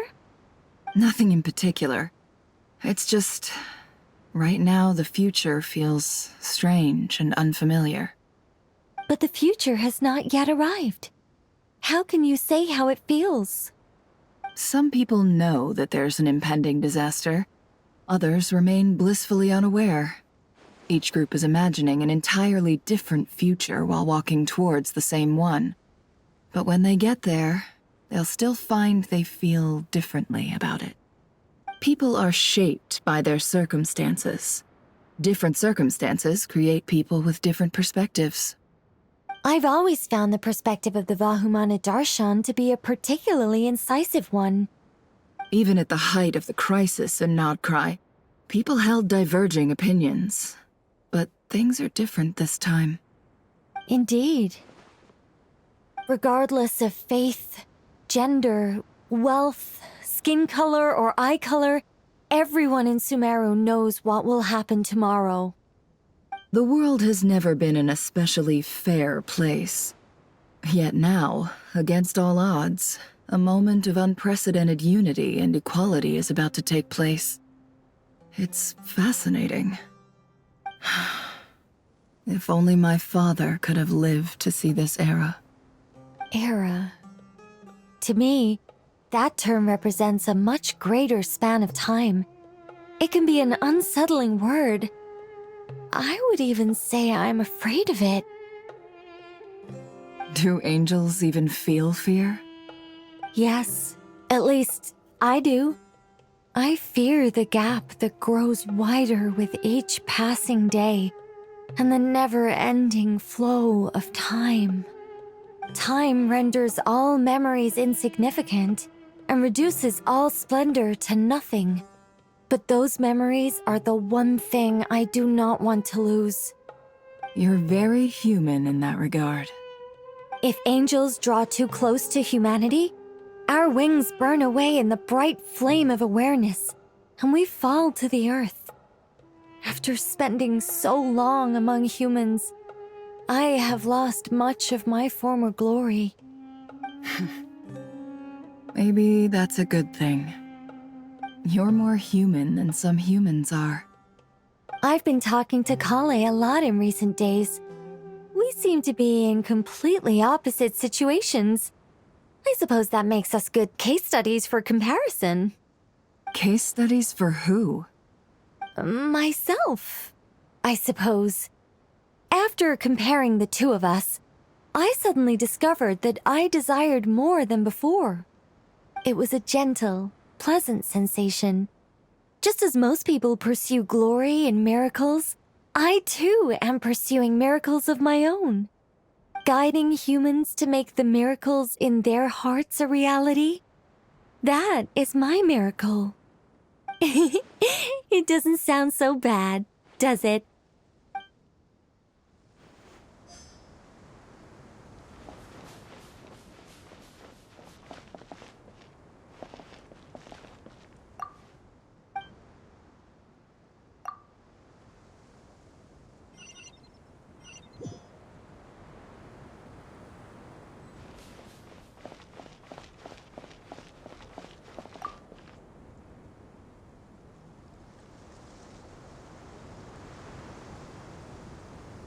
Look at the time. I should head back. I'm so sorry. I was in a hurry and didn't look where I was going. Are you all right? I'm fine.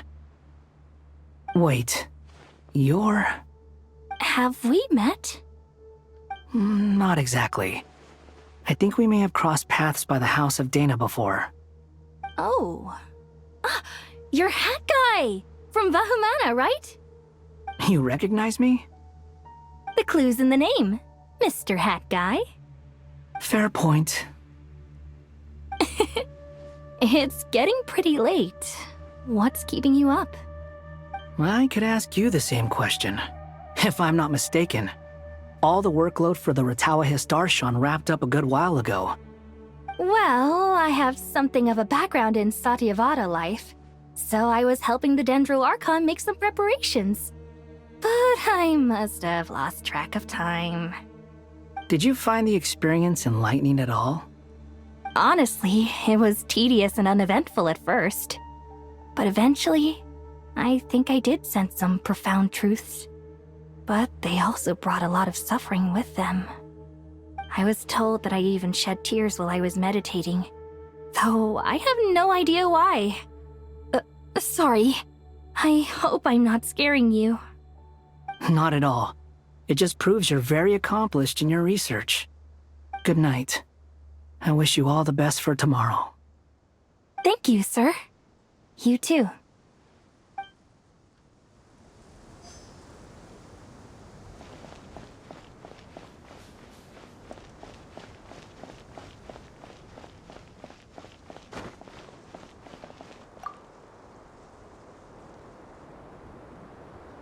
Too bad we've got a fight tomorrow.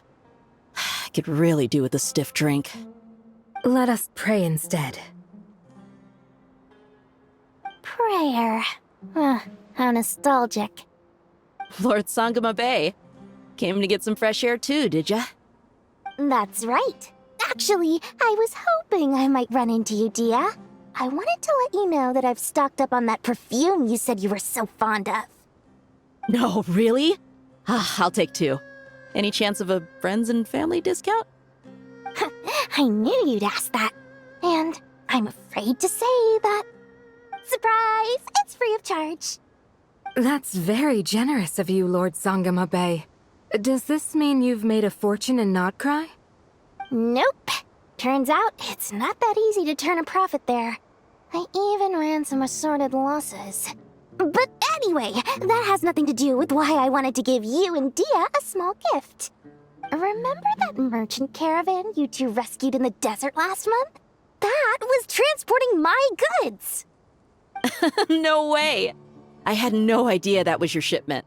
Explains the, eclectic mix of goods, though. Lord Sangama Bay's investment in the desert and generous stockpiling of goods has helped many people over the years.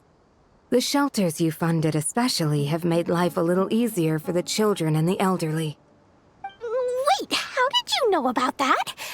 Oh, I see. Nefer told you, didn't she? Ugh, that pesky lady. Aren't intel brokers at least supposed to charge for divulging people's secrets? She and Candace go way back. It's normal for close friends to share things you wouldn't tell to everyone else. Sure, but why did they have to be things about me? That's how Nefer shows that she cares. She wishes for all of us to know what a generous person you truly are. It must be hard trying to make a living far away from home. Just because we can tell what kind of person you are doesn't mean everyone else can. Well, maybe her intentions were partly good, but I don't think that's the full story. I'm sure she enjoyed knowing how much it would annoy me. I'm telling you, Nefer's got a mean streak. Definitely with you on that. Does praying help you stay calm? Defending one's home is a just cause. My heart is filled with a mix of anger and hope. Anger. You know, being able to get angry is a good thing. It shows that you're in touch with the real world, and that you have the passion to pursue something you believe in. My lady? What are you doing out here? Just taking a walk to clear my head, and look where I ended up. Were you praying just now? Yes, Miss Dunyarzad. Would you like to join us? Come on, it's fine. She won't mind who you pray to. Oh, then sure. I remember you, Miss Dunyarzad. You visited my shop before. If I recall correctly, the god you worship is the Dendro Archon, correct? That's right. She is such a gentle and kind god. But to me, she's more than just a god I worship. I see her more as a friend. And so do many others. She's not some almighty god who reigns on high, but a genuine friend. Agreed. She's a wise teacher and a good friend. I spoke with several people during the evacuation. everyone's aware that tomorrow's battle is one that ordinary people can join too. A battle to fight for our friends and our homeland. Oh, it makes me glad. I can finally do something for those who protected me. You've grown so much since we first met. Oh, a compliment? Ooh, more please. Thank you. My lady, you've always been a remarkably strong and ambitious person. It's indisputable. And that's not just a compliment. It's a statement of fact. What are you praying for? Our beliefs may not be entirely the same, but we both wish for the same thing. I pray that everyone will rise to the challenges ahead and return safe and sound. I pray for the safe return of all my companions.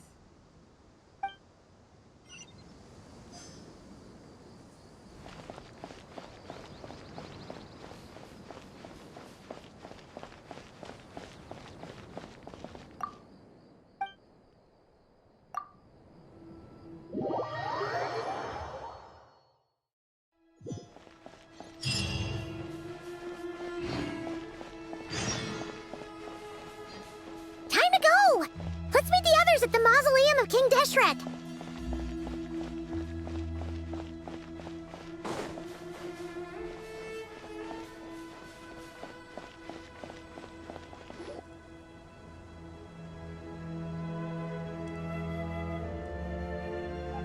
I have not felt this way in a long time. Standing up high, gazing out at the rolling dunes. One cannot know what freedom truly means without first losing it. The Golden Slumber truly lives up to its name as a dreamland. Though desert sands exist there too, no mirage, no matter how glorious, can compare to true beauty. Dendro Archon, what is on your mind? I was wondering whose counsel I should seek on the questions in my heart. What kind of questions? So many. More than can be put into words. As I once said to a friend, we look, we see, and we comprehend. But the question still troubles us. What are the many disasters that this world faces, but the sum of all irresolvable questions? The biggest question you should be asking is how to seize victory. Yes. Although, I would express it differently. I must not fail. And so the question I am most curious about now is whether the path to victory will be an arduous one. What we declare to be a young sapling, we may, in fact, find to be a towering tree, if we would only cast aside our ignorance and look beyond the veil of time to see her true form. Nahida! We're here! Just in time. The preparations are almost complete. Ready when you are. We're here too. Miss Nicole! Miss Nicole! You run so fast! I thought I'd get a lot of exercise as a forest ranger, but I can barely keep up with you. Sorry, I got a little carried away. Lesser Lord Kusanali, the equipment is ready, and the modifications to Aru are all complete. As discussed during our meeting. Accessing Irminsul via the Akasha is no longer feasible at this stage. There are other options, it's just they're a little more extreme and more technologically demanding to implement. Maybe you should take it from here. The architecture and functionality of the Akasha terminals overlap considerably with Aru. There is reasonable evidence to suggest that one was developed based on the other, or that they both utilize technology of the same origin. As long as the transplant and merge operation succeeds, Aru should theoretically work on a scale greater than the Akasha and approximately equal to Irminsul. It will become the largest active computing device in all of Teyvat. A system this powerful is capable of a lot of different things. In the past, the Akasha was primarily used for one-way information transmission, but I suspect it could also serve as a central bridging hub. In the pursuit of greater knowledge, some scholars have attempted to connect their consciousness to Irminsul through the use of terminals, incense, and meditation. Correct. In academic language, scholars who reach that stage are said to have entered Satyavada life. Hypatia has performed this practice many times in the past, and she was once under my care for a period of time. Right. And this at least proves that there is a zone within Irminsul that can be connected to. That's right. Providing wisdom to the people is one of the very reasons for Irminsul's existence. I think I understand where you're going. Please, continue. In that case, I'll skip to the conclusion then. We need to further modify Aru, merge it with the Akasha, manufacture terminals, and distribute them to every single person we can reach. Every person? Even the desert folk? Yes, everyone. I've already calculated the amount of raw materials we need. So you mean we're going to get new Akasha terminals? Yes, but this time the people of Sumeru won't be using them to acquire knowledge, just to connect to Irminsul. That's the key. When we evacuated the city, we brought all the important assets from the House of Dana, in case we ended up needing them. Fortunately, this included the Akasha system's main terminal. We've checked all the relevant records, and one thing is certain. Nothing like this has ever been done on this scale before, so... Everyone in Sumeru is part of the plan. Whoever controls the people controls the situation. Since this function of Irminsul was introduced, it has only ever been made available to scholars, who don't constitute a particularly large group of people. But by expanding the scale to include all the people of Sumeru, all the individual connections will stack up to create a significant load on the system. Under normal circumstances, Irminsul would be able to cope with the additional load. But with it already being under strain from other activities, its remaining capacity is limited. Thus, it might be possible to shut it down completely by overloading it.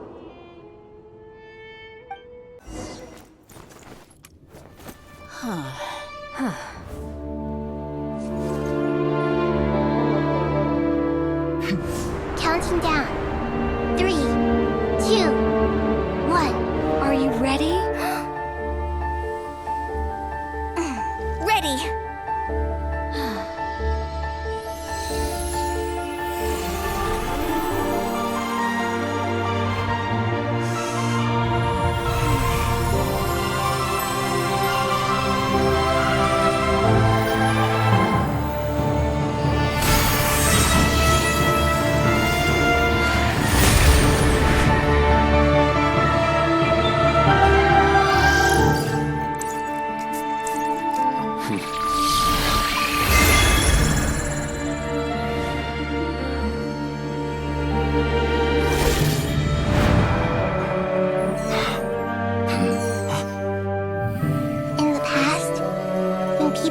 Knowledge, they turn to the Tree of Wisdom.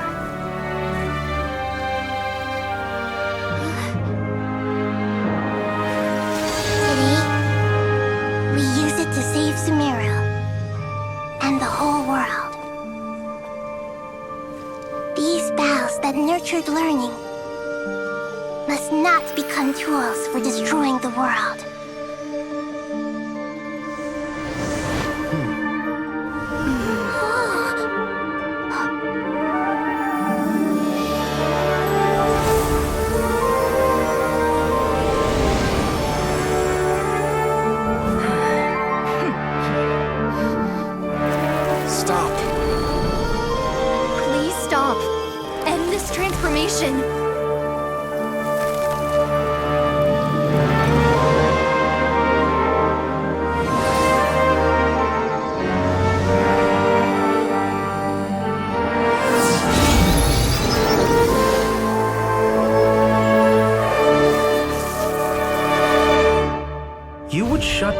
Irminsul just to stop me? You fools. I have all the time in the world.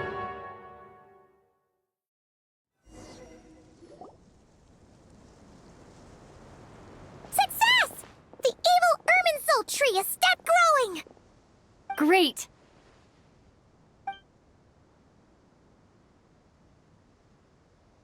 What a display of true courage! The courage to think and the courage to act! I never thought I would witness the shutdown of Irminsul with my own eyes. Perhaps this is human wisdom in action? Indeed, only humans could do such a thing. Gods are few and far between. What was once created for spreading knowledge is now used for another purpose. A rather ingenious plan. I am grateful to you three for your help. Only thanks to you were we able to extend Aru's interference capabilities to cover all terminals. Now, nobody who wears a terminal will have their activity accurately tracked by Irminsul. No matter how many eyes Dottore possesses, he will not be able to see us clearly. Now for the next step. I will need the help of your supreme powers once again. How might we be of service, Lord of Dendro? I need to reach the Eternal Oasis immediately. Right now? In that case, Ibis King, would you agree that this is a fine opportunity to dust off our old tricks? Never. I assume you have that chess set with you? You mean the one you gave to me as a gift? Asking for it back, are you? How could I? You misjudge me. I just wanted to show you another way you can use it. Connect to Safhe Shatranj.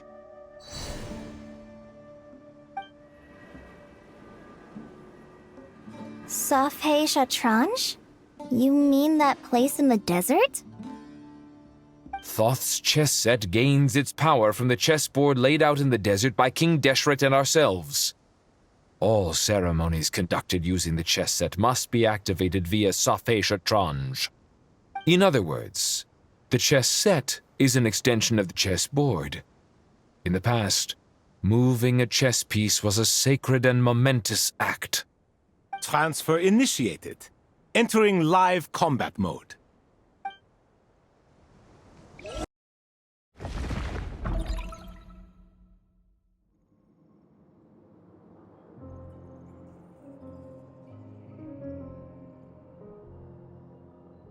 We haven't heard a single word from our spy in the desert. I'm afraid he might have been captured. Never mind. But we spent years turning him. And a lot of Mora. Nothing comes for free in this world, but the loss is not without its purpose. For a small price, we have wasted a precious amount of the limited time they have.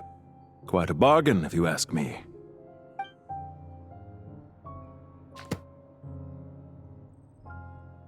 Understood.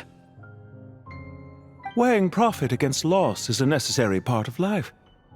But to tell the truth, I have been operating at a loss since this all began. Since many centuries ago, in fact.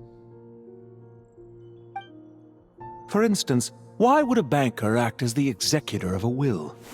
If you hadn't deposited your personal belongings at Northland Bank, I would have no reason to be here right now.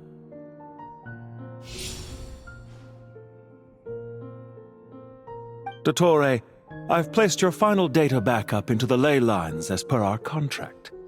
I trust we are now square for the safe deposit fees you paid. Is it not a little petty to split hairs like this, given our amicable relationship? I consider sound bookkeeping a matter of principle. Do not forget that you only live to see this day thanks to me. In fact, every day of your life since you met me, you've been living on borrowed time. Why, that's hardly a fair assessment. I will concede that my survival was perhaps at your whim, but I became a harbinger on my own merits. Managing money is not like other professions. Mine is not a role I could have acquired based on your recommendation alone, and certainly not one I could have lasted so long in without genuine ability. The information stored in the ley lines is quite comprehensive.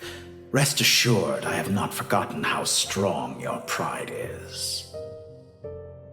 Well, I presume you have no sense of fragmentation while talking with me. How could anything possibly go wrong with such strict measures in place? The remainder of your soul was split in two, with one half sent to nod-krai and the other stored in the most secure vault of the Northland Bank. Though I must say, your disdain for the other segments is quite amusing. Zandik is you, and you are Zandik. Zandik created the segments, yet you, a segment yourself, reject him. That is, Zandik, created segments of various ages in his later years. To achieve this, he had to freeze time and part with a portion of his soul. But as constructive as it sounds, it erases my uniqueness. If each segment is equally me, then by the same token, none of them are truly me.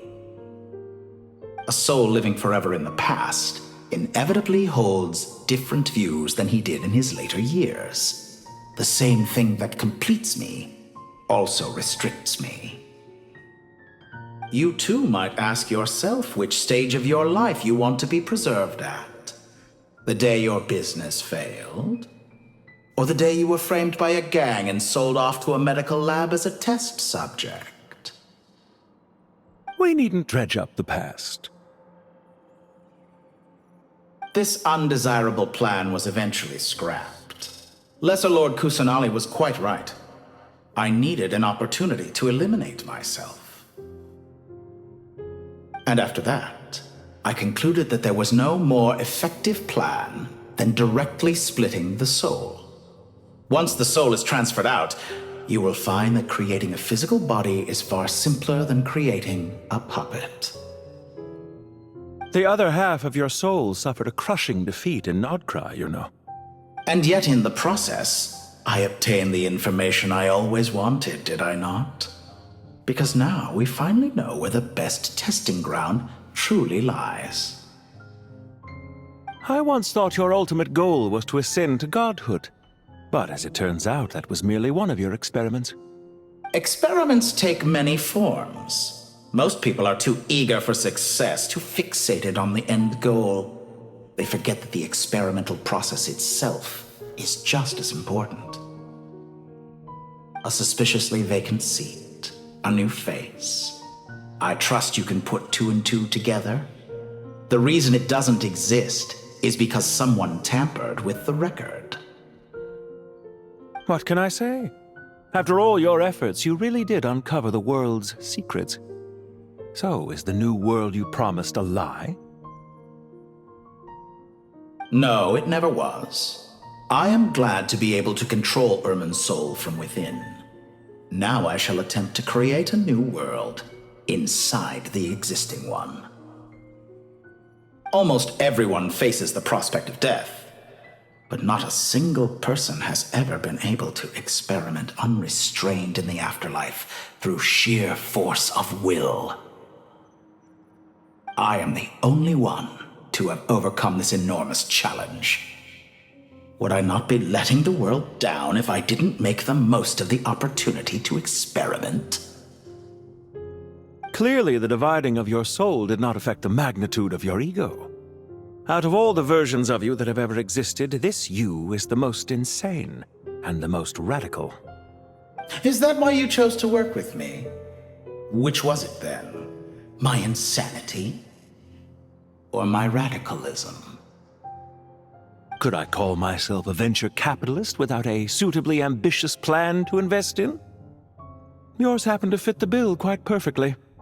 Well then, I must say, while I am surprised enough that you showed up at all, what surprises me more is that you chose to present yourself as my former subordinate, and not as the banker Pantalone. Why make things harder than they need to be? Exposing my true identity in a situation like this would only serve to destroy diplomatic relations between Snezhnaya and Sumeru. I daren't imagine the consequences. Showing up in the name of the original antagonist gives you the recognition you rightly deserve, while also being sensitive to Snezhnaya's predicament. It was an easy win. As for why I'm here, if you're suggesting that your credit is in the negative, I won't argue with that. Many people say that about you. I'd argue that a significant factor in your willingness to cooperate is the fact that you have but a few years of life left after my death. Living and dying together has a way of binding two parties together rather closely. Is it not true that a relationship should be judged by both the positive and negative returns it yields? So some of what I said actually made it into your head after all. It's true that I hope you don't die too soon, but don't you find that a strange thing for me to say? After all, you've already had quite a long life, especially for a human being. Let's not pretend that you're any more innocent than I am. Are we not the same in this regard? We both despise the existing laws of this world, and neither of us enjoy being under anyone else's control. Is it really so greedy to want the world to operate by a new set of rules? Of course not, my dear friend. And as I've said before, mutual interest is the foundation for the most reliable of relationships. You can attest to that. I just hope there never comes a day when I have to work too hard to prove that. Regrader, sir. People have been spotted approaching Sumeru City. How strange. Despite your access to Irminsol's data, it appears the soldiers noticed before you did. They must have found a workaround. Well, Dottore, I trust you know what this means. The fact is... They're coming. They'll breach the city gates any moment now. But even so, I would say Irminsol is a wonderfully convenient thing on the whole. If you do manage to create a new world, perhaps you could plant one outside my office, too. I'll consider it. What do you need me to do? Stall them? The experiment will take time. Stall them for as long as possible. Very well. But you're really asking for the moon here. Have you heard this story? There was once a guilty man, kneeling in the center of a church while an angry mob outside waited to bring him to justice. He pleaded with the gods, begging them to grant him one final request, the chance to finish confessing his sins before he was sentenced. Many suns and moons passed, seasons changed, and still his confession continued, as if he intended to speak until the end of time. Are you suggesting I worship you as a god? Or were you hoping that I might confess my sins to you? Certainly not the latter. That would make my life miserable indeed.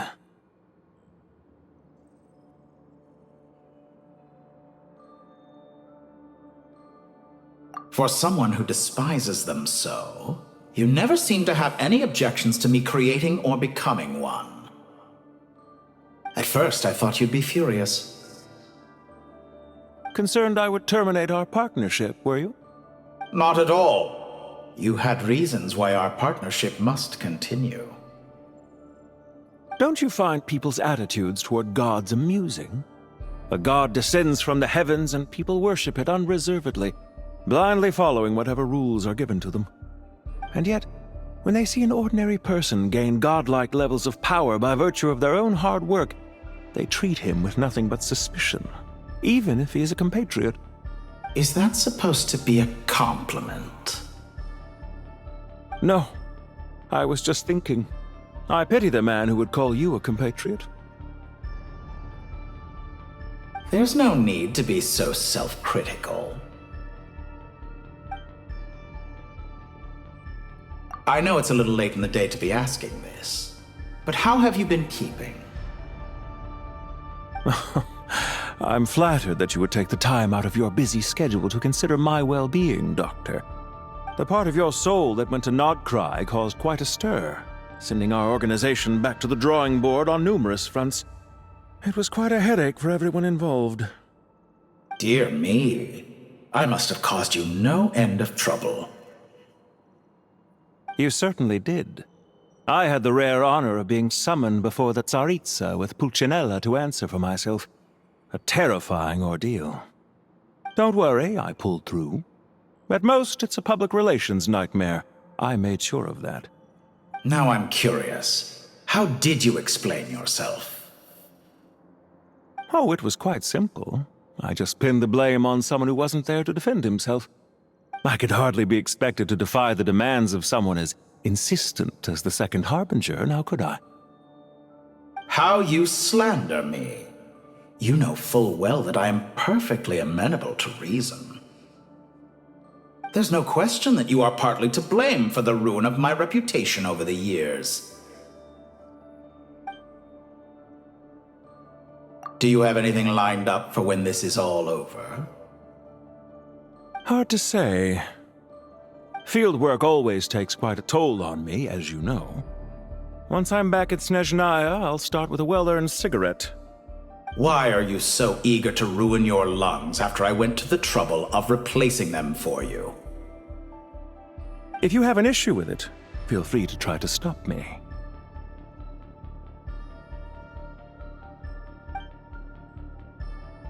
What's on your mind?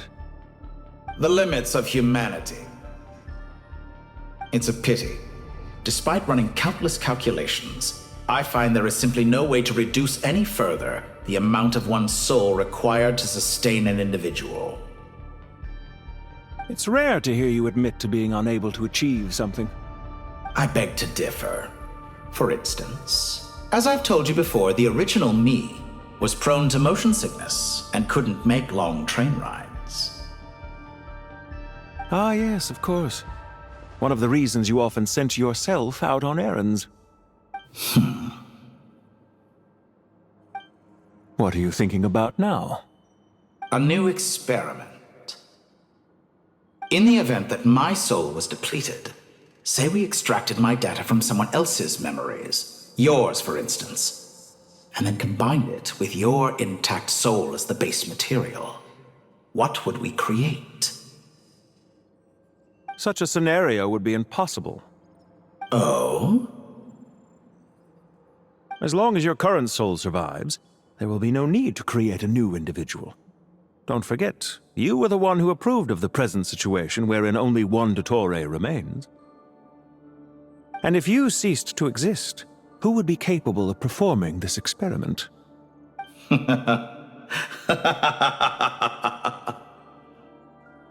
Since the day I met you, you've always excelled at talking your way out of a quandary.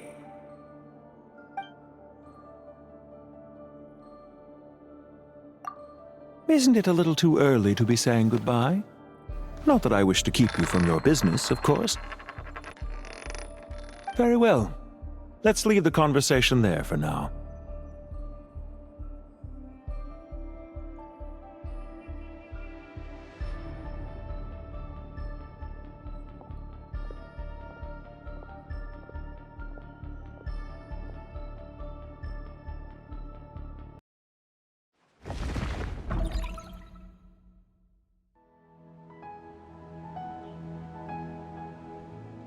The power of King Deshret's 7 pillars is truly remarkable. With just a chessboard, you can move an entire unit across the material plane. Yeah, sets us up for a much easier fight. Really makes my day. The last time we stormed the city, it involved a lot more running around. I wonder how many people can say they stormed a city twice in their lifetime. I was just thinking that. I've definitely had more than my fair share of unusual experiences in my life. This is my first time here, actually. We never usually leave Gandharvaville. I hope this will be my last time. Does everyone have to chime in? Can't we just fight? What an amusing comment, my dear lady. Yet humans often alleviate tension via small talk, do they not? Whoa! Why is Candace's shield talking? Because the image on her shield is one of me. And I, of course, can appear wherever I wish to. Well, la-di-da. Isn't that fancy? Could I get in on this? You wish for your gauntlet to speak? Why, certainly. Ahem. I think you'll find that it is I whose image is carved hereupon. Thanks. Definitely feel stronger now. You're welcome, my lady. I am glad to lend you my power. Sino, what's the situation? There are troops stationed at every entrance. As we expected. A frontal assault will suffice. Everyone, stick to the plan. We'll take the main entrance. You head for the House of Dana's side door. Move out.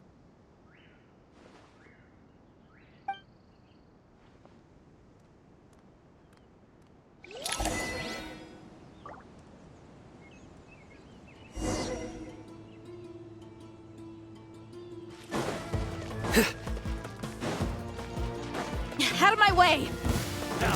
Take this! Watch out! Get lost! Whew. Thank you, Jet. You gotta be more careful. If you're not ready to put your life on the line, you can't be certain of defeating your opponent. She's right. Keep your wits about you, Rana.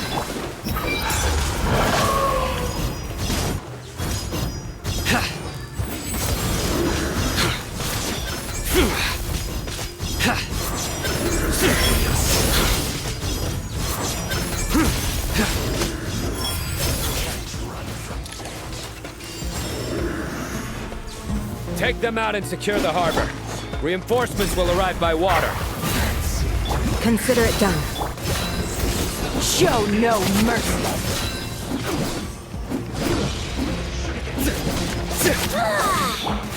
Flee!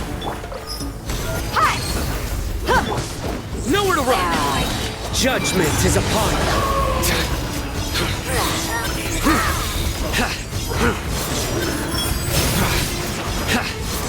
You need to hurry up. This one's well done. Grant us your blessing! Buckle up!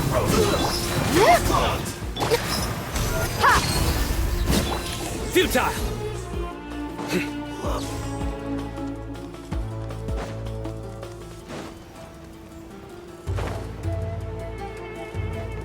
We're in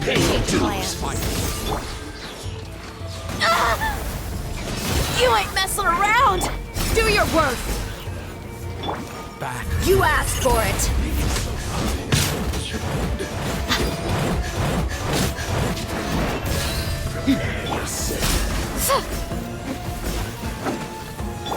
Nowhere to run! We shall prevail! Yield! Buckle up! Surrender! Use the force. Through me, justice is served. You stay condemned. Guilty. Their penance is due. Jammed.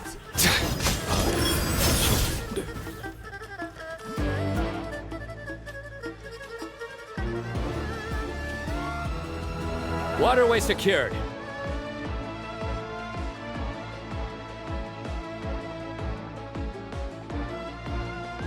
Brothers! Sisters! Perfect. Just in time. Welcome. Once we've linked up, we'll continue the advance. The team has arrived at the north entrance, as planned. Good. Press on.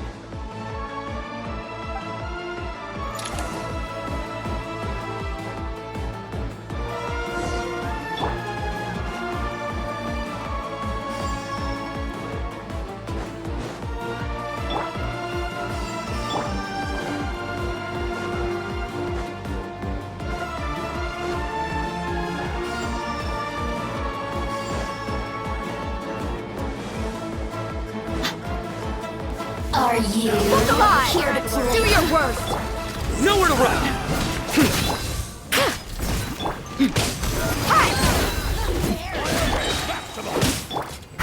us your blessing! You're dead meat!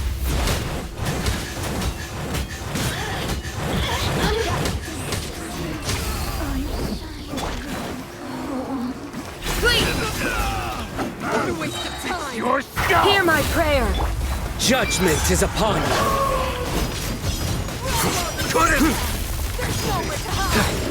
You stand condemned!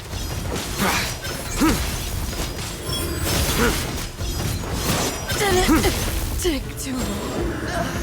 Guilty!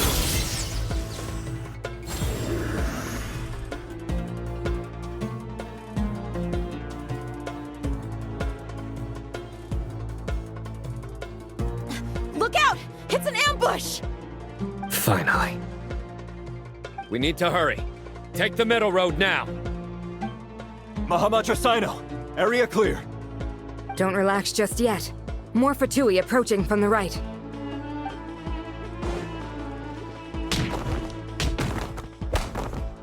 Irminsul cannot track our movements. If necessary, we could split up. Don't worry. We'll wipe them all out. As you can see, our people came raring to go. Good, good. How are things with the Traveler? Can Tainari keep her safe? Don't underestimate Tainari just because he's a forest watcher. He can handle it. All right. You know that's not what I meant.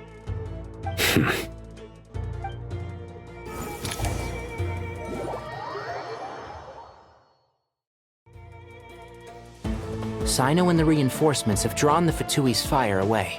It's our turn. By using a cluster leaf of cultivation, we can pass through certain terrain silently. Good luck with that. We'll just fly up there. Huh? Oh, yeah. I forgot she could fly. Ready? Ready.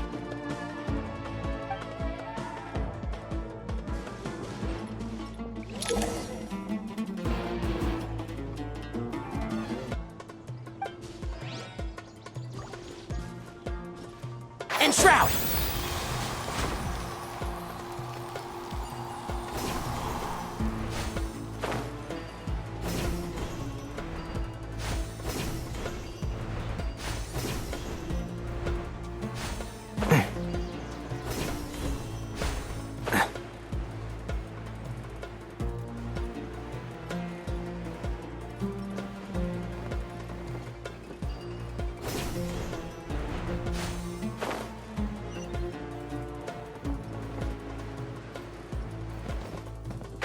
Can't see?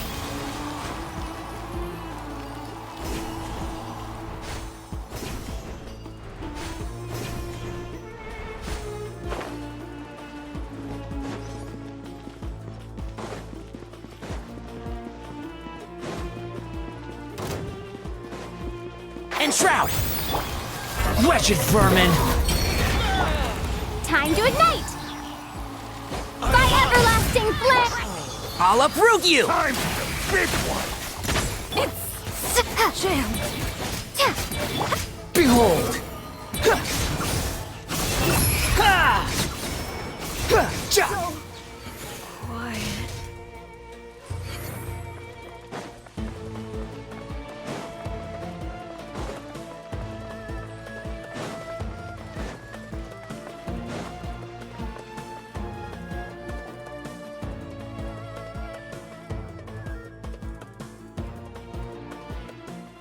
Fatui soldiers up ahead.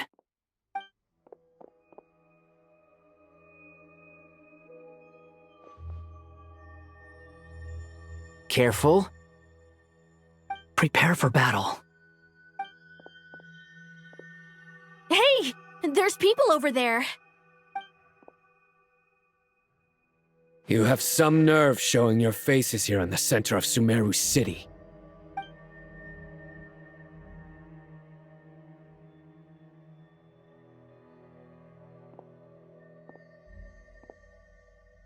You're right on schedule.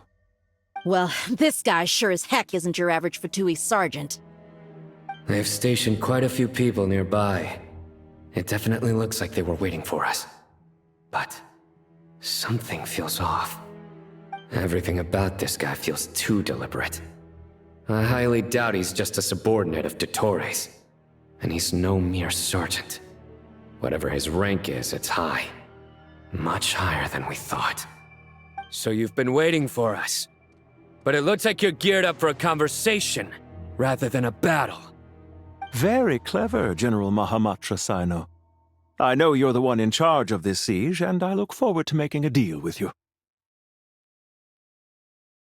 A siege?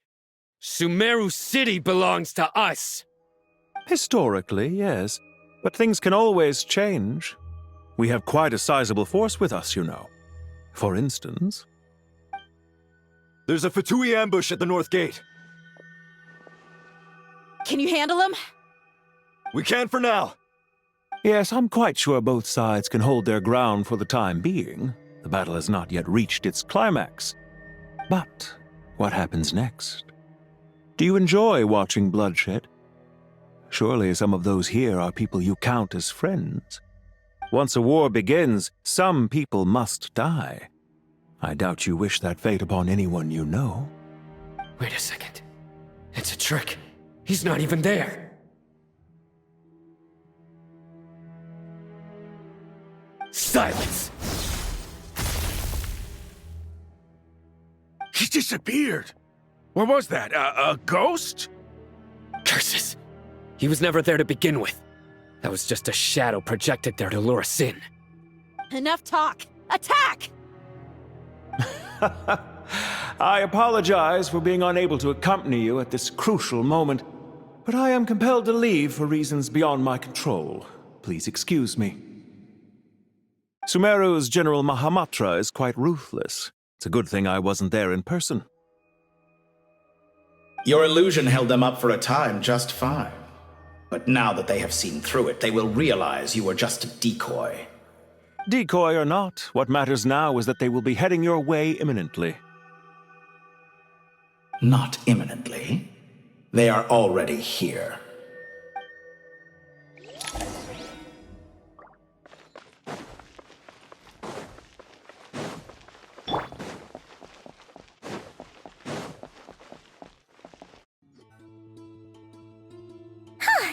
We made it! This is far enough. Tainari, you go help Sino. Don't worry about us. We'll manage from here. Are you sure you don't need me to stand guard? No need. Once the connection is established, we'll disappear from the sanctuary of Surasthana. Go help the others. All right. Goodbye for now, then. Please tread carefully.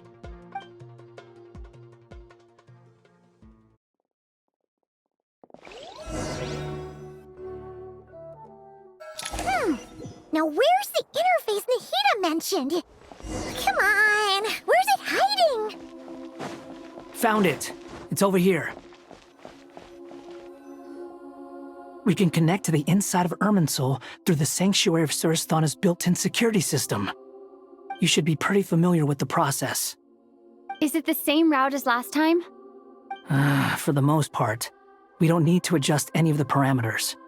Then I should be fine. And Paimon? Once you're both ready, we'll set off. Wait! The stakes are way higher this time, right? Maybe Paimon should stay outside and help the others. Then, you can focus on the fight without having to worry about Paimon! Huh? Why are you staring at me like that? It's nothing. I just suddenly realized how much you've grown. Hey, you've grown quite a lot yourself. Don't you two start getting into it again. Well, anyway, Paimon thinks she's pretty knowledgeable. Who's the best guide in Vatican? And don't forget, Paimon's a college student now. If we say Alhatham's not a weirdo, it's hard to explain how he came up with the idea of you applying to the academia. But for all that he counts, you're doing surprisingly well in your studies. Just goes to show how important it is to have someone supporting you. And Paimon's not the only one. Let's not forget that you only became a student because of Nahida's personal recommendation. That's fair. I have learned a lot in Sumeru. Oh yeah. Did you ever come up with that ugly nickname you promised me? What? No way! We're friends Paimon gave up on giving you one ages ago. Anyway, isn't Hat Guy enough of a nickname for you? Fine. Suit yourself. We need to go. Paimon, if you're staying, look after yourself. Will do. Paimon's gonna link up with Tighnari and Sino. You guys are the ones who need to be careful. We will be. Bye for now.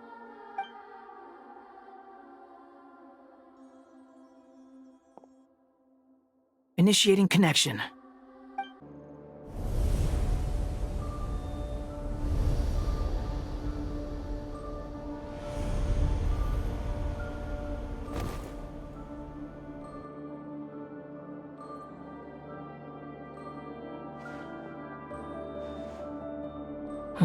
Well, here we are again. Come to think of it, I still don't even know where we're going. Thanks to our terminals, it should be impossible for Irminsul to read. I can... Don't tell me. Only you need to know. That way, whatever happens to me next, it won't affect your progress. Listen to me. Your safety is just as important as mine. Don't even think about sacrificing yourself for the greater good. We came here together, and we're leaving together. All right, if you insist. I won't argue with you.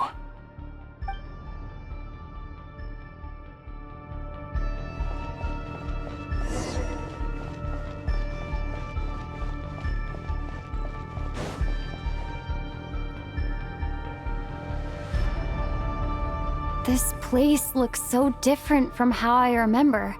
It's unrecognizable. It's a complete mess, like someone's turned the place upside down. Must be Dottoro's doing. Either he's searching for some information he needs, or... It's still changing. He has to know we've entered Irminsul. But luckily for us, he can't pinpoint our location. Be on your guard. Don't let him find us. The red parts have probably been corrupted by Dottoro's power. Don't touch them, or you might alert him.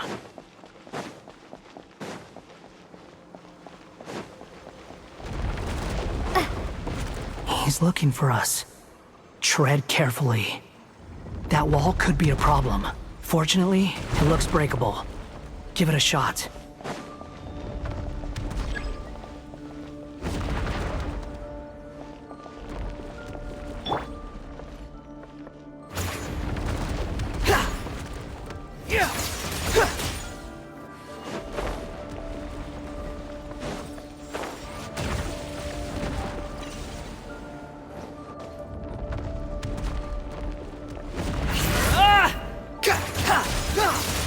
The wind rises.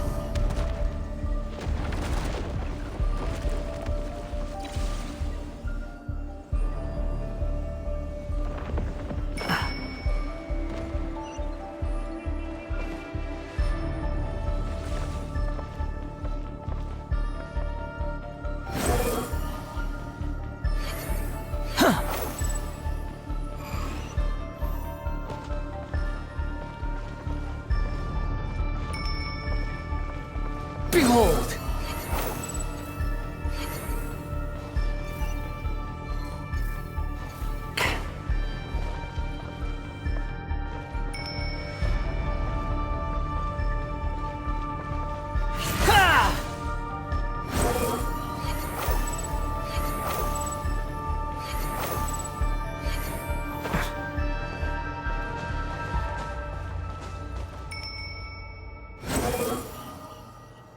The same old trick again?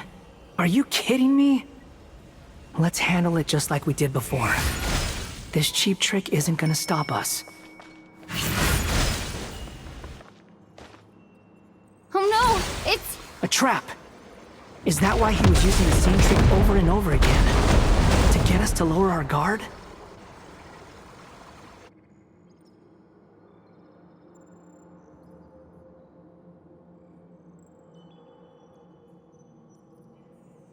I'm trapped!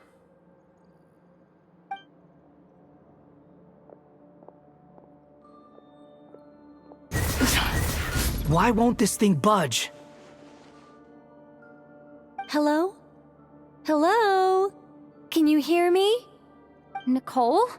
Is that you? Yes, it's me. I'm monitoring your progress from inside the Eternal Oasis, and I have to say, this terminal is simply marvelous. It makes tracking you so much easier. I couldn't see anything at first, but now that you two are inside, I can use your location with support from the terminals to get a partial view of the situation inside Irminsul.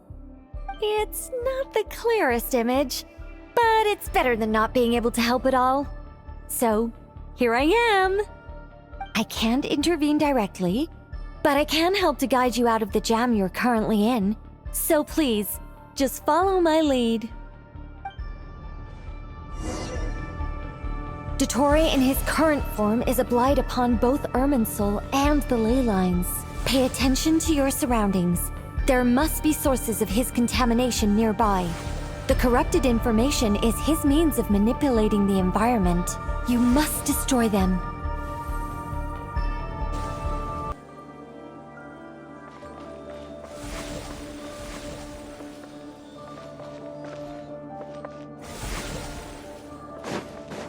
Is that one of them? Precisely. Take it out. Good work. But we're not done yet. Stay close, and let's see if we can find any others like it nearby.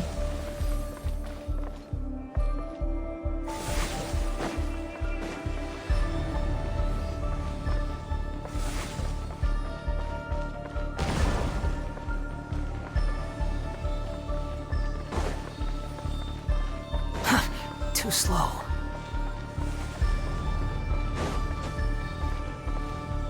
Squall Fury.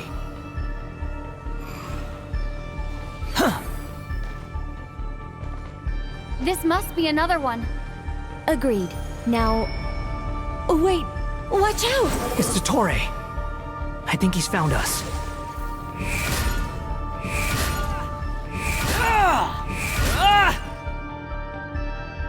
The seal is broken.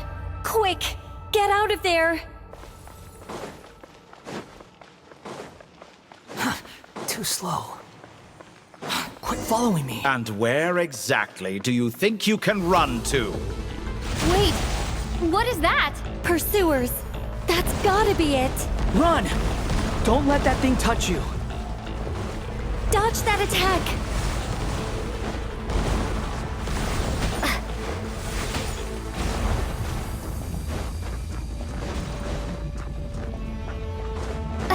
There's more than one path. Which way do we go? To the left.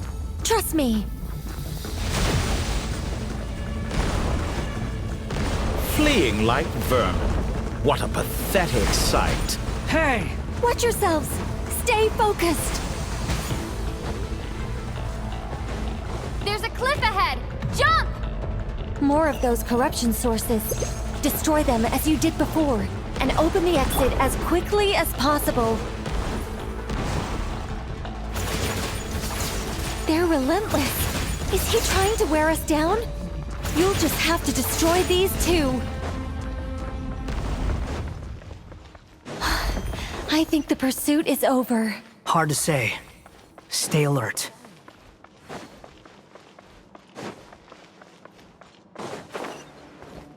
The wind rises.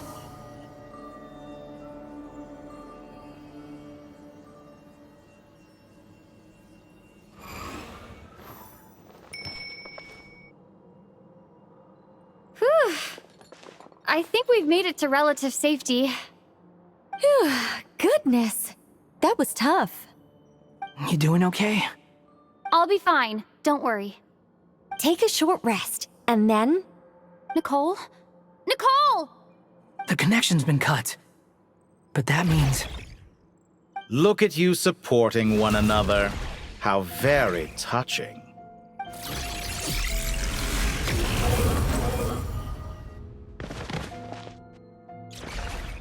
Dottore! Took you long enough to find us. You're more useless than I thought. Oh, really? I think I deserve a little more credit for my methods than that.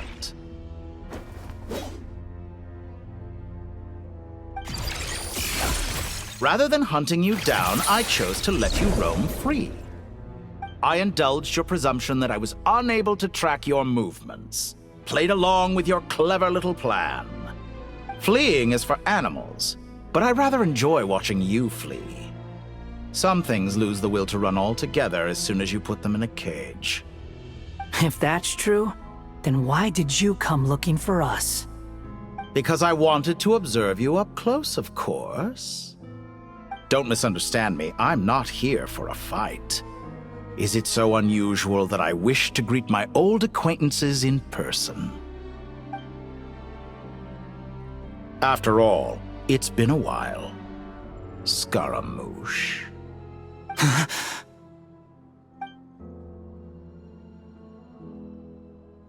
Why are you so afraid? I have done nothing unprecedented in discovering the truth. Nor did I go to any great lengths to uncover your story. You made a bold series of moves in deciding to erase yourself, and with the power of this great chronicling device called Irmin's Soul, you were able to achieve something quite remarkable. Once most people form an opinion about someone, it tends to imprison their mind. Yet you managed to erase every trace of your existence. A novel take on death indeed. However, this meant that you stood out to me all the more when I saw you in nod-krai. I didn't even have to go looking for you. Just the sight of you was enough for me to intuit the truth. For someone in my position, connecting the dots was a trivial affair. It would have been more surprising if I hadn't managed to piece it together. You seem very pleased with yourself for figuring it out. I'm sure you'd even be more delighted to learn the full extent of your crimes. That would hardly be necessary. Besides, isn't there something that concerns you more right now? Something that fills you with dread? Let me put your mind at ease. I have no intention whatsoever of restoring any of the records you deleted. For one thing, it would be exceptionally difficult.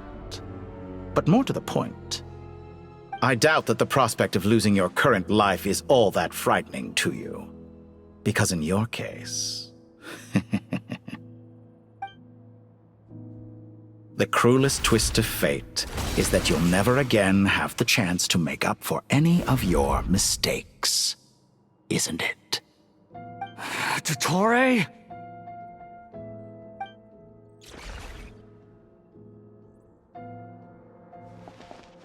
All here shall bend to my will. Scorch and burn! Squall and Fury!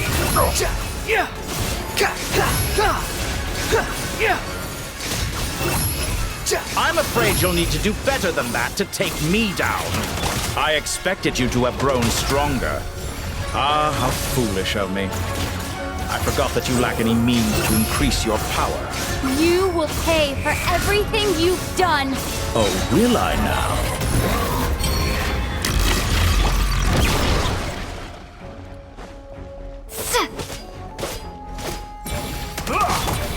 Squall and Fury! That's far enough!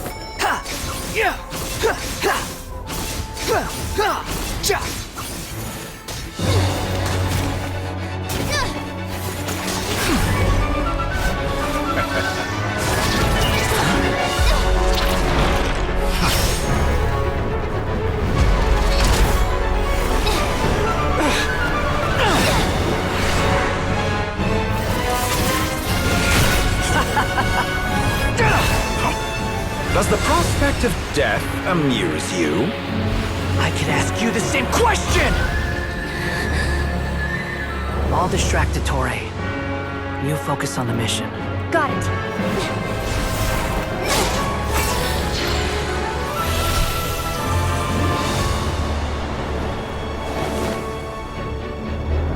For the hopes and dreams of the masses.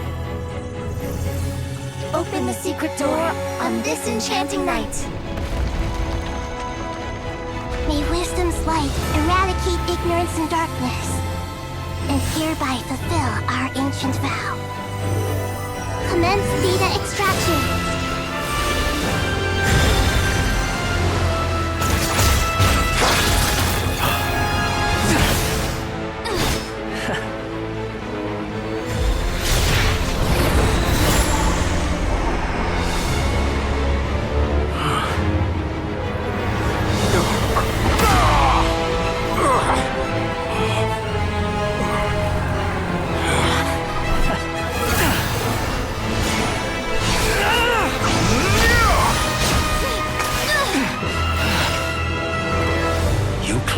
Outdated ideals and stand in the way of progress. You will pay for interfering with the grandest experiment of all time.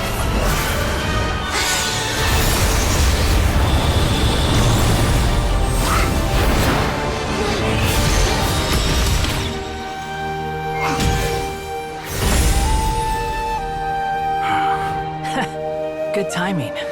Dotori, as clever as you are, you fail to understand wisdom. Wisdom takes many forms, but the path you have chosen eschews them all.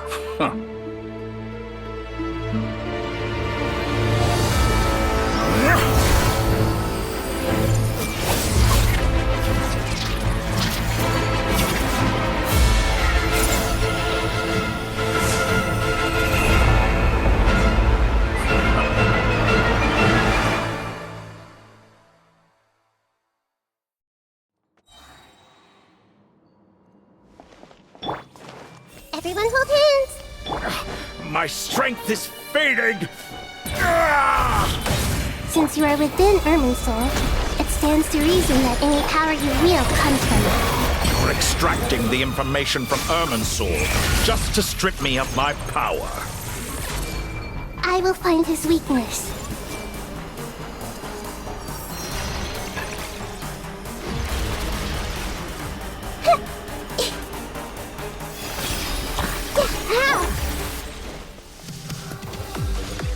I admire your attempt to introduce a new variant, but it's nowhere near enough.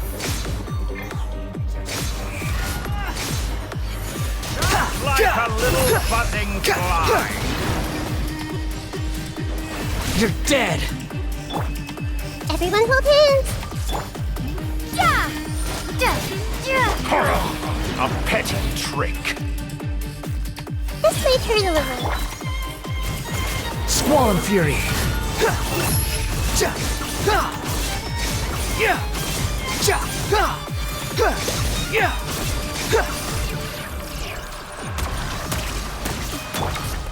I see everything!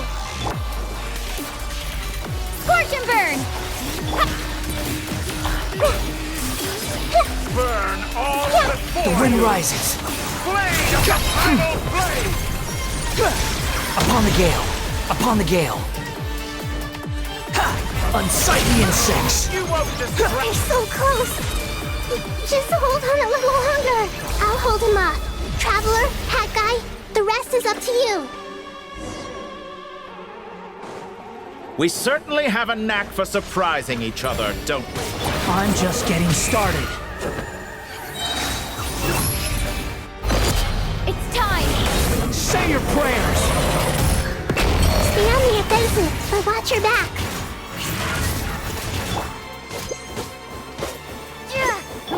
Squall and Fury!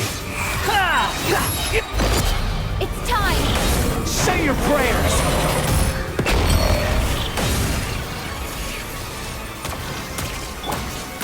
Scorch and burn!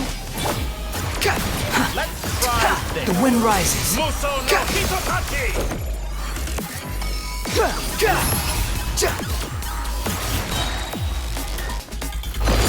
It's time! Say your prayers!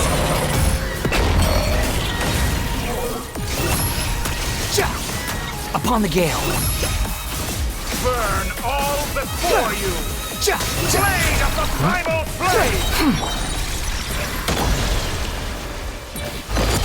It's time! Say your prayers!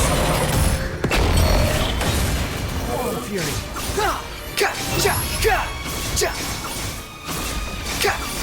Finally, time for you to die. Excited? Talk. It's time! Say your prayers!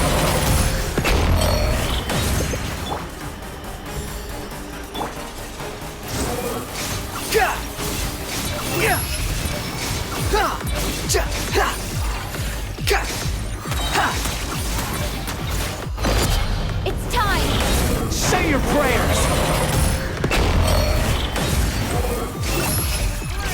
Final play!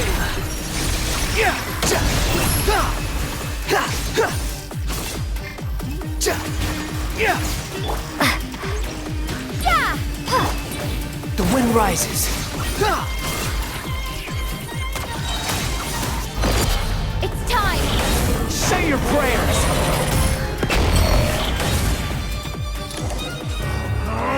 That's enough!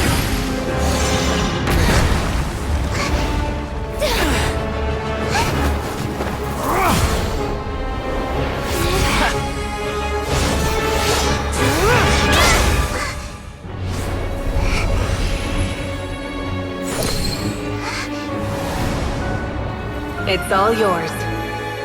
Do with it as you see fit.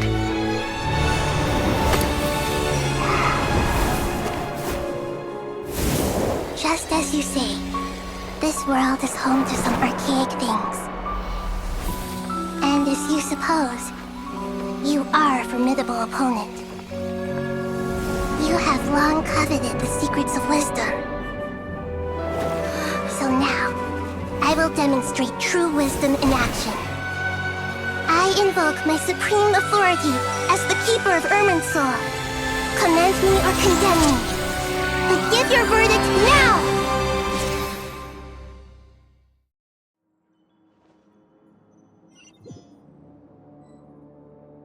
Blessed One of Wisdom, Mahakusaladhama, are you certain that you wish to exercise your authority to destroy Irminsul?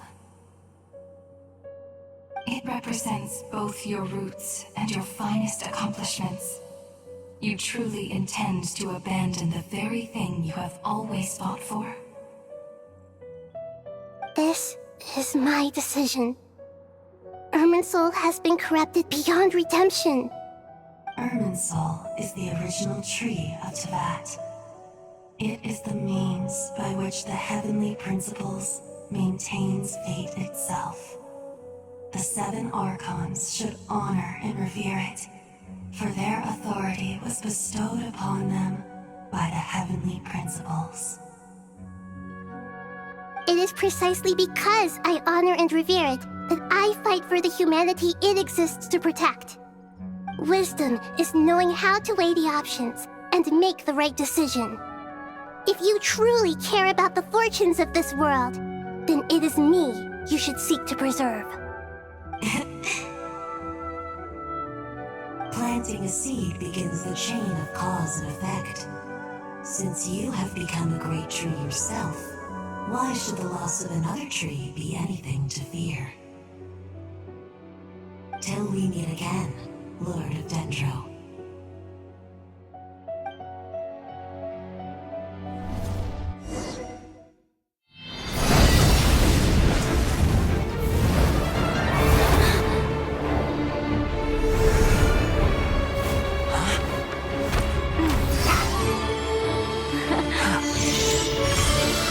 The first flame. The pure, cleansing fire.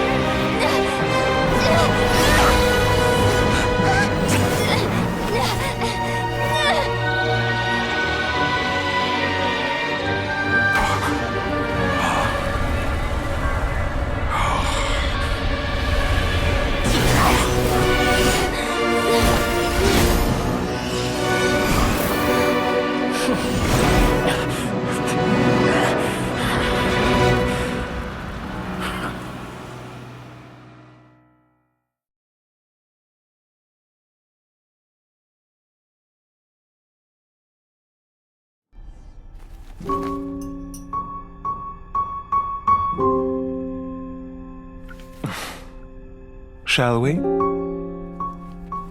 Where were we? I was suggesting that you needn't perform when signing a contract. You're only sitting here because your bank demanded an evaluation of the trustee. So you told a story about a young scholar from a merchant family in Sumeru? I told a compelling tale, didn't I? The post-expulsion story is far more captivating. The human experiments or the elixir of immortality? The part where you die. Ah, yes. My favorite part. The 35-year-old Segment thought of himself as Dottore, reserving the name Zandik for the original specimen. Of all the Segments, he was the most selfish. After his expulsion, Dottore searched for a new direction. He joined the Fatui, studied Elazar in great depth, secured resources. He was rather fortunate in his career. Zandik turned to Conrian technology and successfully created his segments. But this was not immortality. Even with backup segments, his body would still age. Still, thanks to Snezhnaya, Zandik found the ideal base for his experiments. Then a perfect partnership materialized at a crucial moment. The year that both parties realized they needed more time. Fortunately, Zandik succeeded. In a miraculous turn of events, he gained the extra time he needed. I seem to recall it differently. All right, it's true. No matter how much elixir he took, Zandik remained human and continued to age. Then, on the morning he turned 85... Help me up! Call for help! Surely he would be rescued, Zandik thought. But to his surprise, no one helped him. Zandik was too selfish for that. Don't forget, you're one of us. Yes, and we're all waiting. Waiting for me to die. Pantalone arrived for a meeting and happened to witness what followed. He found it unsettling. I never said that. But the Zandiks were unfazed. It was a rare opportunity for self-dissection.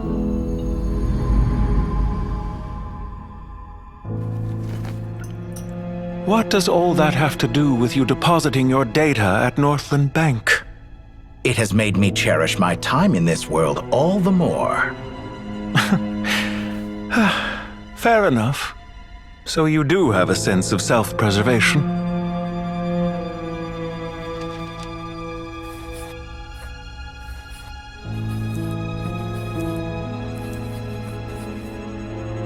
What do you mean? You're hardly normal, and you don't cherish life. You just don't want to admit defeat in the limited time you have. Even so, don't I deserve an interesting ending? I'm counting on it.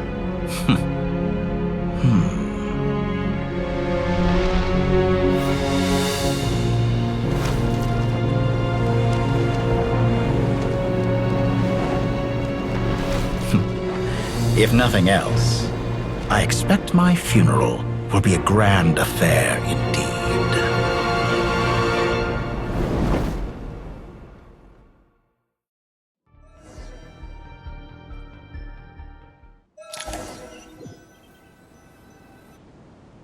What a magnificent fire. In Snezhnaya, we light fires to ward off the cold. Fire, it seems, is antithetical to ideas such as cold, frozen, and unchanging. Perhaps it has always been that way.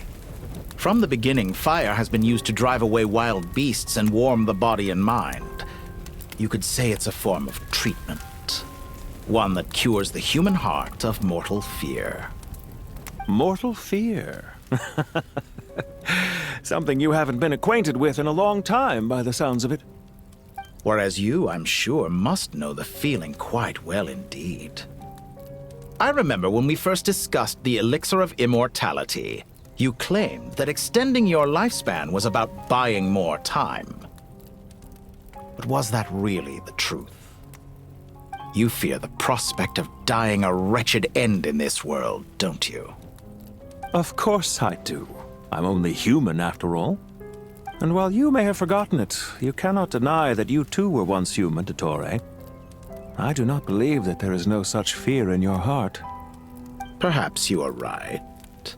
But I abandoned it long ago and devoted myself to my experiments. I have felt no fear since. From the very beginning, I never thought you could win this game. But still you came, contract in hand, to honor our agreement. Because I am a reputable partner. And as we have discussed, experiments are about more than results alone. The process is equally important. I have come here and completed my creation, and I do not regret my decision. I'm afraid your journey ends here. After I die, there will be no one to make the elixir of immortality, and your remaining stock will only last a few more years. How then will you prove that you didn't perish in this incident alongside everyone else? When I feel optimistic about market environments, I never forcibly adjust them. They have their own direction. And I myself am one such environment. I have been quite particular about many things in my life. But where the manner of my death is concerned, I choose not to be. You make yourself sound so magnanimous. Oh, but I am. And I hope you will be too. It may have been a long time since anyone told you this, Dottore, but I recognize that you are a truly rare talent. Ha! I can see it. The experiment in blasphemy that I've been performing all this time. It has been a long process, and I do not care about the results as much as people might imagine. If the very goal of your experiment was to explore infinite possibilities, then there was never any reason for it to end. Indeed. Yet now, the experiment has officially drawn to a close. What should I call you? Zandik? Or do you prefer Dottore? Suit yourself. Goodbye, Feofan. This time, that's what it truly is. And don't I know it? Goodbye, Zandik.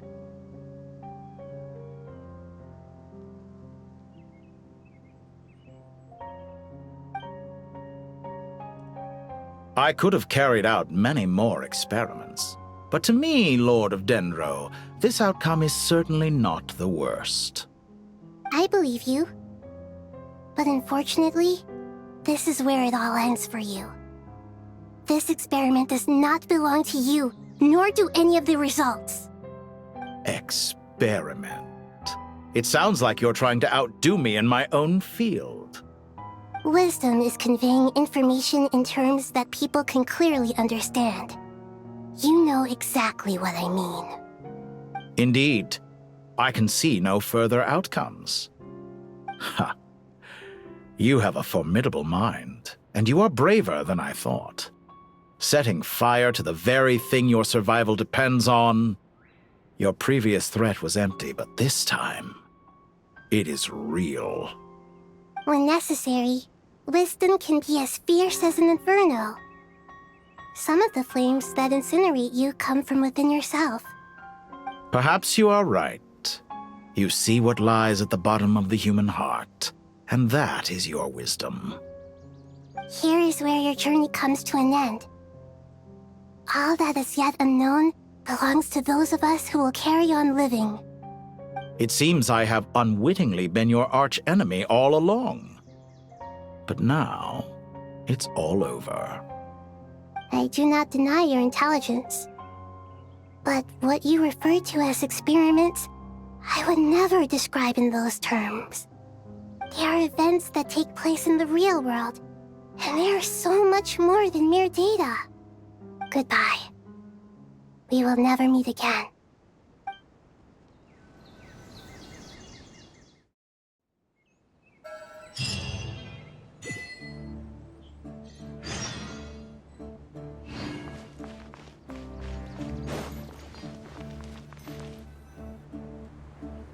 Well, that's the last of them.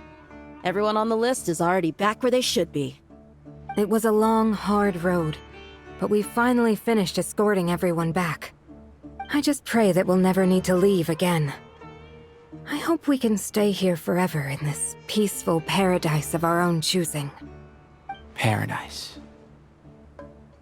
In the annals of the Temple of Silence, that word carries great significance. It represents the hopes and desires of the gods. Their longing for a place to rest. I wouldn't think gods need such a place. People always think they're the only ones who can lose their homes.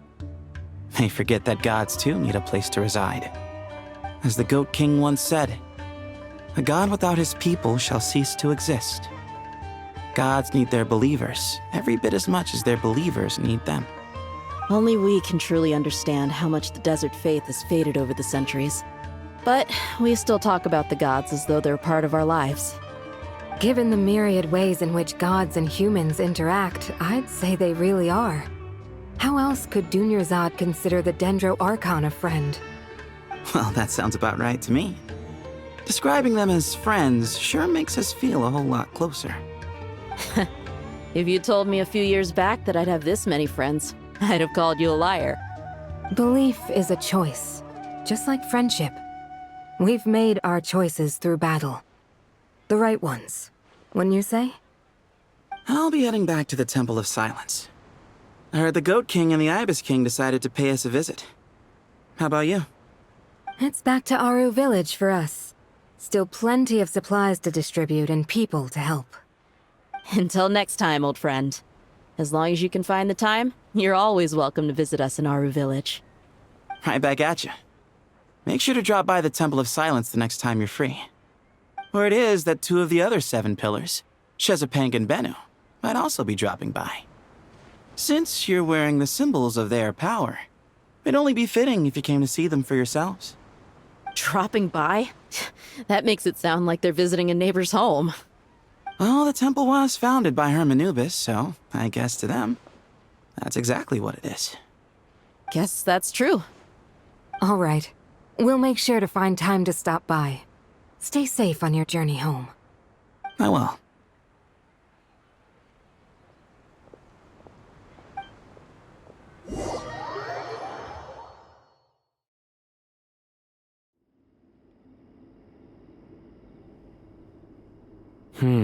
You do have a point. See? Retirement has always been a problem, especially for old-timers like us who've been locked away all these years. You finally step out into the light, and bam! You're face to face with a whole different world. Naturally. What do you think, Layla? Huh? Why would you think to ask me? How could I possibly be qualified to decide where the servants of King Deshret should live? Sorry if my question was unclear. Do you think their statues will stand out too much if we place them here? Hey, I never agreed to this. How could we possibly allow our statues to be left in Hermanubis' home? That would be like breaking into someone's house, then pretending it belonged to you in the first place. Different beliefs can coexist. We still need to respect one another. By which you mean, you two plan to stay at the Temple of Silence, for a while at least, but you have no intention of relocating your statues here. So, you see this as sort of a family visit? Is that correct? Family. You could say that. In a sense, Hermanubis would view this as his home. Just look at this place. Magnificent, is it not? The sad truth is, in the past, all 3 of us invested so much into misguided ventures. We failed to build what we should have, and wasted so much time instead. And what do you mean by that? I mean that for the most part, time spent associating with the likes of Sobek, and, let's say, Thoth, might reasonably be considered wasted. Why does that not surprise me? Go on. Anyway, given how much time we'll all be spending together, I'd say that the bonds we built will end up proving to have been a sound investment. Once Sethos, the current leader of the Temple of Silence, returns, you can discuss the matter of staying here with him. But judging by the expressions of everyone here, I imagine you'll receive a very warm welcome. This sacred ground houses untold knowledge, after all. What better place for the servants of King Deshret to appear in the mortal world? How about we share a meal together first? I imagine it's been many years since you last tasted fresh food. Oh, that sounds wonderful! After so many hundreds of years, I can only surmise that desert cuisine has become a lot more varied. Are we having a get-together? If you'd like, I can help prepare some food. After all, Lord Thoth, you helped me so much in the desert, and I still haven't properly thanked you. Oh, my, that would be wonderful. I'm touched that you still remember. How the times have changed! To the people of today, it seems the Ibis King has become a kind and passionate god. And you, Mr. Herreshoff? What kind of god do you wish to be? To be honest, I haven't given it much thought. How about you, Dendro Archon? Do you have any hopes for your future? Me? I'm very happy with my current life. Forgive my bluntness, but you do not seem to derive your authority from majesty and might, like Lord Al-Ahmar. Clearly your approach has its advantages, but also its dangers, don't you think?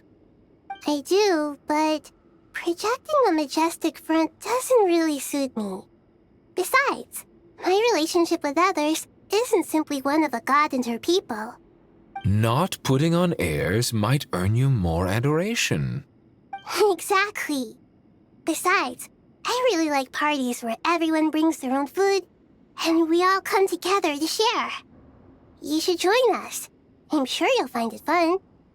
Last time when we got together for a picnic near the Avidia Forest, it was quite the occasion. Seeing as you're already here, how about we hold the next one in the desert? Can we do that? Wouldn't Tainari have to transport a ton of drinking water? Don't worry, I can help out. Layla, would you like to join us next time? Me? Sure. The more the merrier. That way we... Don't take this the wrong way. I just think you should know. When it comes to passing the time, chess is more our thing.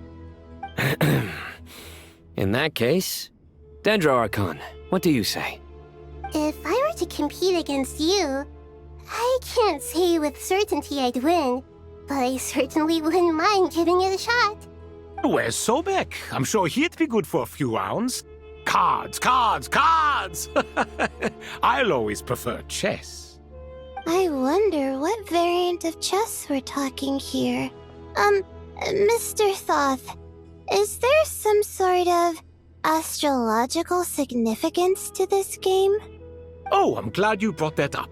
As long as the leader of the Temple of Silence agrees, we can search Hermanubis' place for books to teach you how to play.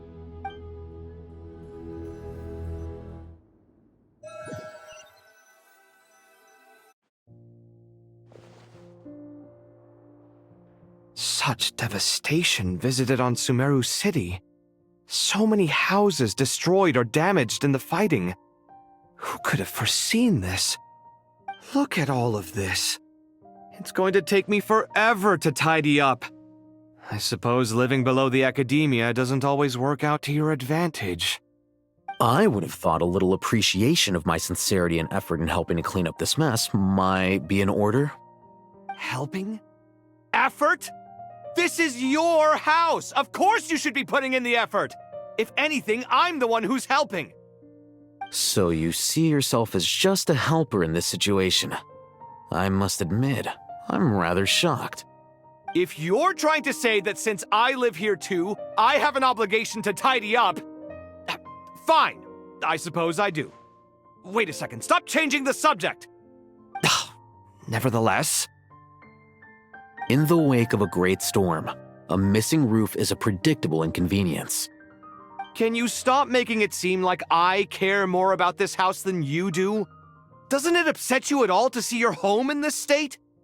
I won't pretend it's ideal, but that's no reason to be upset. This is the roof over your head, your shelter from the cold. The furniture is scattered, the paintings have fallen off the walls, the windows are shattered. Don't you feel even a little disheartened? The way I see it, these problems are easily solved. Ugh, this is precisely why I hate talking to you about sentimental things. It's like banging my head against a wall. You simply don't understand just how much work goes into making a proper home. It sounds like this is causing you a lot of anguish. You mean the house or the paintings? I mean your sentimentality. Oh, well, yes. But I'd rather not dwell on such things right now. Generally speaking, when anguish becomes the norm, people usually make an attempt to improve their situation. But there are so many people and things in life that are difficult to change. It's not like you can force them. Besides, anguish can be a source of inspiration, and I'm not sure I could break my reliance on it. I'm glad you're able to make yourself think like that. What kind of a response is that? I was stating a profound truth about the very nature of art. Suffering is the cradle of all creation. Even you can't deny that. And I wasn't trying to. I'm just happy for you. Pure and simple. Can't you tell? Happy about what? Happy that you can always find an answer that backs up your views. You... More often than not, life is a process of running into problems and then searching for answers. Yours more than most.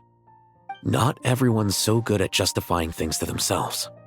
It's something that you've been steadily mastering. Huh. What about you, then? What skills have you been mastering lately? Pass me that box. Huh? Okay. You may consider this my progress on the path to mastery.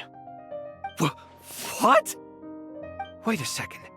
Isn't that box mine? Hey, it is! It must have fallen off that shelf. I'll hate them. Those are my paints and inks. Would you like me to put it in your bedroom for you? Huh? I mean, sure, if you don't mind. What kind of progress is this? Does he think he can bribe me? Not that giving me back my own things is much of a bribe. These books on the floor, they're a complete mess. And this one, didn't he say it was an out-of-print collectible? It's completely covered in dust, and some of its pages have even fallen out. Ugh, guess I should help him repair it. This one too. And this one.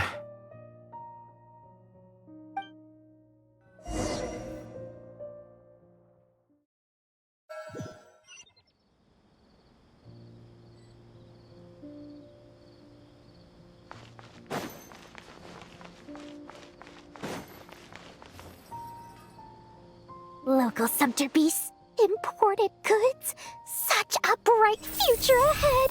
I can picture the Mora just rolling in.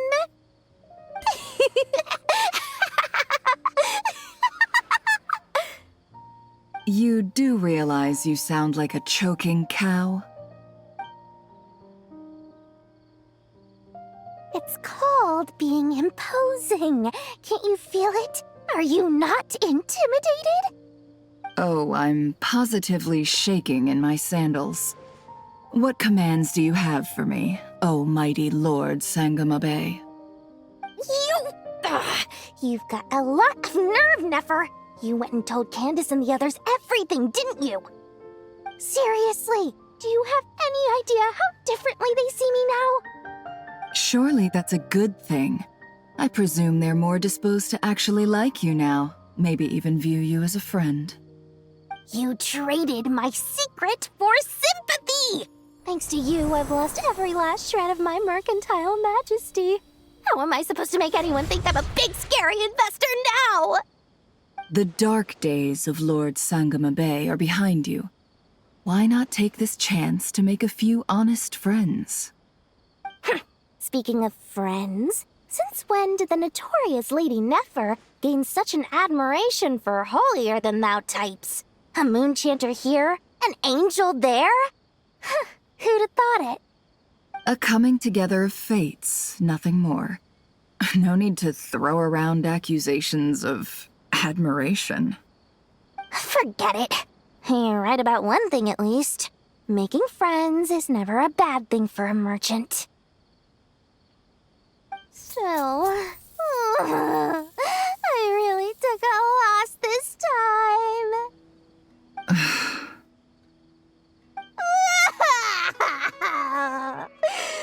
What are you looking at? I'm trying to see if you're really crying or if those are just crocodile tears. A little birdie told me that when Lord Sangama Bay makes money, the tears flow from the center of her eyes, but when she loses it, they flow from the corners. Which is it this time? Ugh, you are so annoying. I'm not talking to you anymore. Nefer! Thank goodness you're here. I've been looking everywhere for you. Huh? Well. If it isn't the House of Dana's very own librarian. What can I offer you today, Miss Katayun? Oh, no. I'm not here to buy. I'm here to bring Lady Nefer a book, and a fascinating one at that. We agreed to meet at the entrance to the mausoleum of King Deshret. One more thing. I bought this copy with my own money. It's not borrowed. Reasoning knows not time of day, but suspense always follows a blizzard. That's quite the mouthful. Huh? Isn't that the one that... It was all the rage for a while. People throughout the city were clamoring to get their hands on a copy. The names inside were all circled. Everyone thought it was a riddle. Don't bring up that book in my presence. I don't even want to hear its name. That thing was nothing but a scam! Surprisingly enough, I've actually heard of this book, though it doesn't seem of much consequence. So, what truth lies behind it? You're from the Vahumana and you're asking me what the truth is? I'd say the actual truth was about the least important part of the whole episode. I brought you this book because it probably has the most interesting backstory of any in the House of Dana's collection, at least in recent years. As for its quality, well, you can judge that for yourself. Don't tell me it's actually any good. You may not know this, Lord Sangama Bay, but Lady Nefer has a fondness for books with... how should I put this? Mixed reviews? No eye for good literature, huh? Perhaps she feels that bad books hide interesting secrets? But I shouldn't put words in her mouth. It's probably fair to say she prefers the conversations that books can spark over the substance of the books themselves. Suits my style as an intel broker, wouldn't you say? Very interesting, thank you. I'll return it to you once I'm done reading. And as it happens, I have something for you, too. Incense? I imagine you've already used up the incense I gave you last time. Here's some more. This batch is from nod-krai, so the scent won't be quite the same. Well, actually, I've been saving the incense you gave me. I couldn't bring myself to waste it without a special occasion. But I'll gladly accept this, too. And I promise I'll use it this time. Katayun, you haven't changed a bit.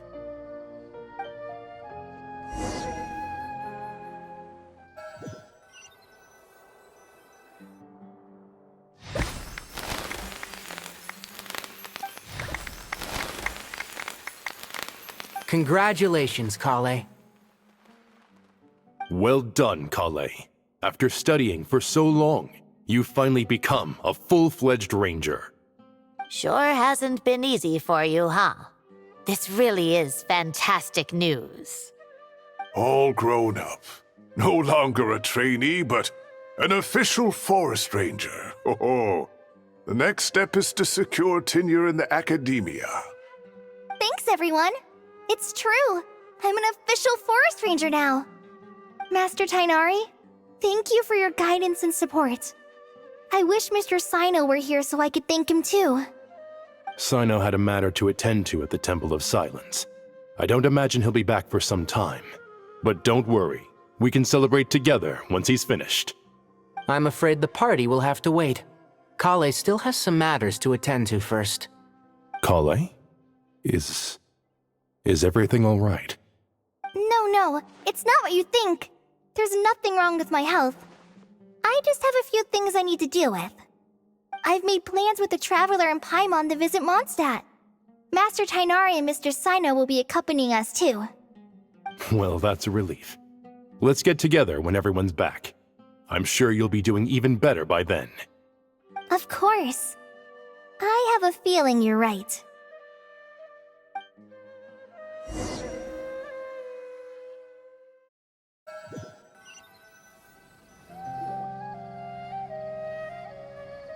Phew! After all that catching up on sleep and food, Paimon's feeling full of vim and vigor again. For someone who spends so much time resting, your recovery routine is surprisingly simple. Hey! Paimon's been working her butt off too, you know. She flew all over the city helping everyone out. Don't worry. I saw how hard you worked. All right. We all know you're the most hardworking person in Teyvat. As long as you're rested and full, that's what really matters. Paimon's been looking around the place, and it seems like the city's already on the mend. But Paimon's been wondering how Nahida's doing. We should check in on her.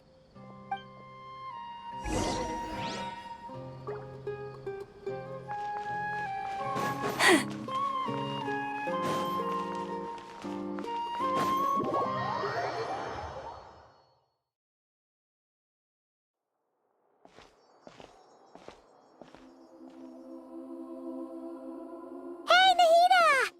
And Hat Guy's here too! Traveler, Paimon! What's going on here? Nothing much. Nahida was just expressing concern for my physical and mental well-being.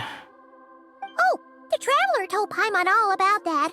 We've both been very worried about you. Are you feeling alright? You make it sound like I'm on the brink of some kind of breakdown. Truth is, I'm doing much better than you might imagine. If we can just get to the bottom of Dotori's intentions, we can minimize his negative influence. That's the sort of thing I excel at. Just listen to that newfound optimism. It seems like having you enroll in the Vahumana was a truly inspired move. I can really see the positive influence. Observe, a classic Sumeru specialty. Chalking everything up to education and learning.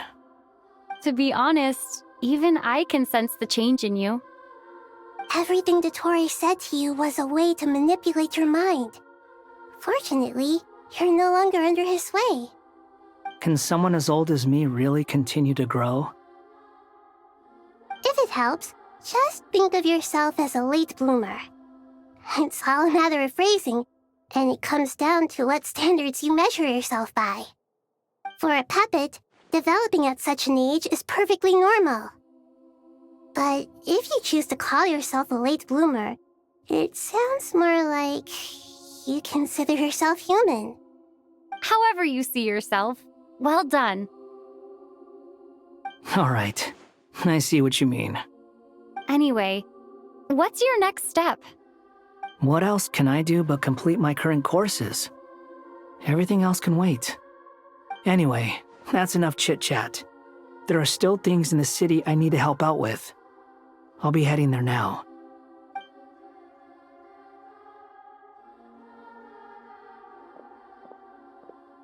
I'm so happy that Hat Guy is doing better than we thought.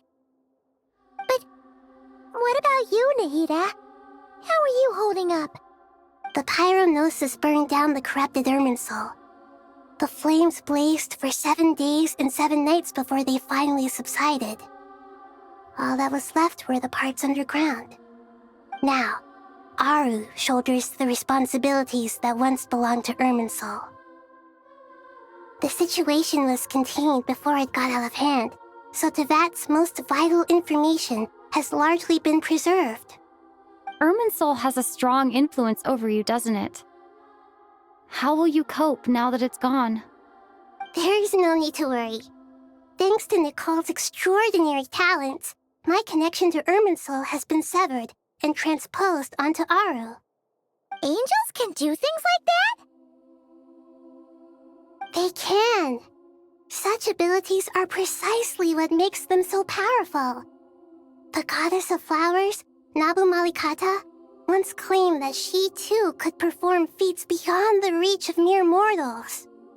In my eyes, much of what she went on to achieve reached such transcendent levels. Her and Nicole really are both fascinating and magnificent. So, does that mean your situation is stable now? Correct. Just imagine that Aru has become the new Irminsul, and the essence of my existence has been bound to it. The wisdom of Sumeru has ultimately converged into a single, unified entity. Should we ascribe this all to fate, or is it merely fortune? Whatever it is, the important thing is that you're okay, Nahida. Dendro Archon, Lesser Lord Kusanali. Oh, thank goodness you're here. Greetings, Traveler and Paimon. Sir Nevis, do you have something urgent to say? Yes, there's something I need to report. We've received a message from Snezhnaya.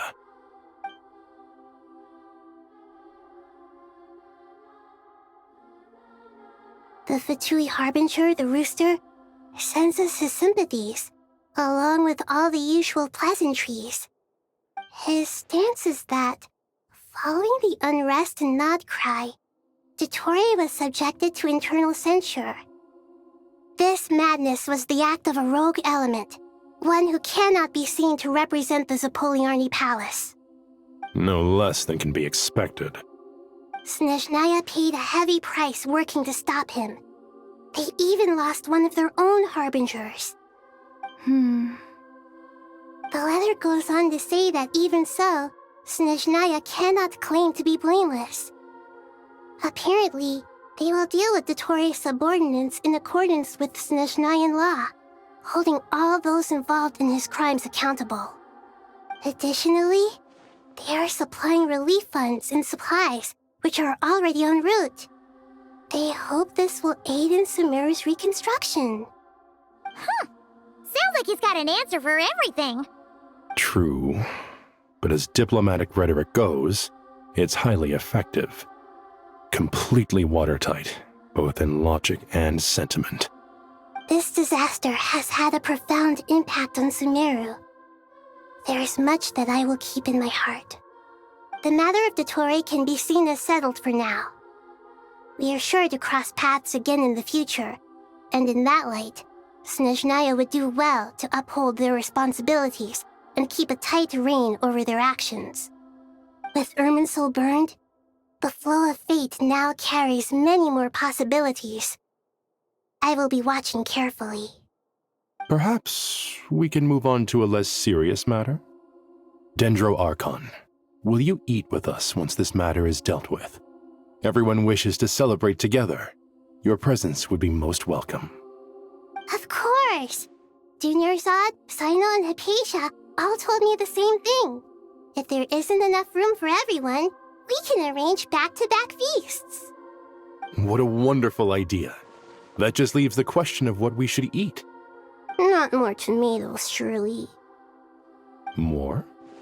Dendro Archon, what do you mean by more tomatoes? Those good friends of yours are always talking about tomatoes.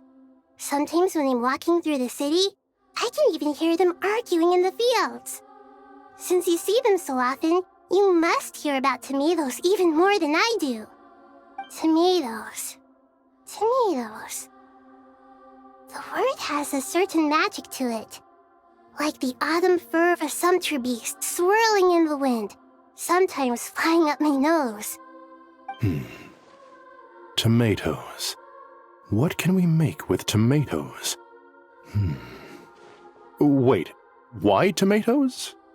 Take your time, there's no need to rush. The Traveler, Paimon, and I still have somewhere we need to visit. You'll have plenty of time to think it over before I return. Does this mean you're going to Natlan? Meeting them there in person. It will require a long journey. I know. But this is necessary. I must go myself. Traveler, Paimon, we'll set off as soon as you're ready. Is that all right? Sure. We'll be ready whenever you are. You'll hear no objections from Paimon. We should grab some snacks along the way, though. It'll be just like going on a long holiday.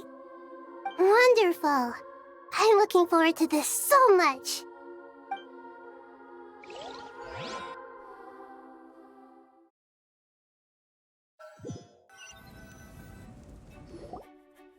Natlan is such a lively place. It's super cheerful and positive, too. I can see that. There are people outside exercising at all hours. Such a healthy way of life. You came. Welcome, welcome. You must be hungry from your journey. Would you like something to eat? Oh, thanks, but no thanks. We've been eating the whole way here. We had a mushroom platter, Sab's meat stew, butter braised chicken, hot and sour pudding. Paimon's positively stuffed. All right, all right. No need for all that detail. I'm starting to get hungry myself. Maybe later then. We can wait till everyone's got an appetite, then I'll head out for a meal together. Sounds like a plan. Let's find somewhere to sit down.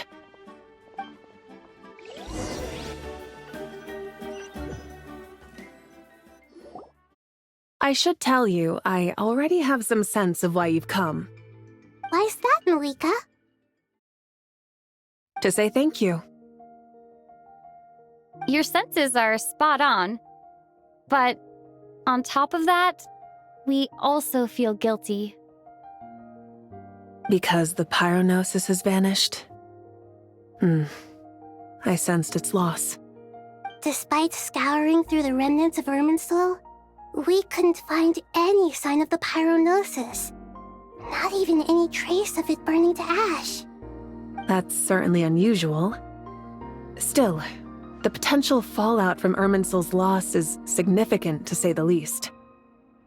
Perhaps the pyronosis's disappearance is simply a knock-on effect of the impact it's had on a certain strand of fate. There's no need to feel guilty. We were clear that this time, there was to be no returning, only giving. Pure and simple. Thank you really is a fascinating phrase. We use it to express gratitude for the smallest of things. Yet, when faced with a kindness too immense to describe, we use exactly the same words. It's not that we lack other means of expression. It's that when we truly need to express our feelings, the simplest and purest words are always the most powerful. You're right. In Natlan, we prefer simple expressions too. Companionship, friendship, support. They might not sound fancy, but the sentiment behind them is sincere. That's wonderful to hear. Sincere feelings are often a vehicle for the deepest wisdom of all. Irminsul's destruction doesn't seem to have done you much harm. I'm glad to see you're doing well. There's still a lot of work to do, but before we begin, we felt it was important to come here and speak with you. Partly to express our gratitude, but also because we felt that seeing you, in a sense, is like basking in warm sunlight. That's a nice way of putting it. I like that. To tell you the truth, though, I'm not a fan of somber meetings. So, since there's nothing more to say, why don't we go bask in some actual sunlight? The weather's beautiful today. What a great idea! Paimon's gonna lie back and soak up some rays.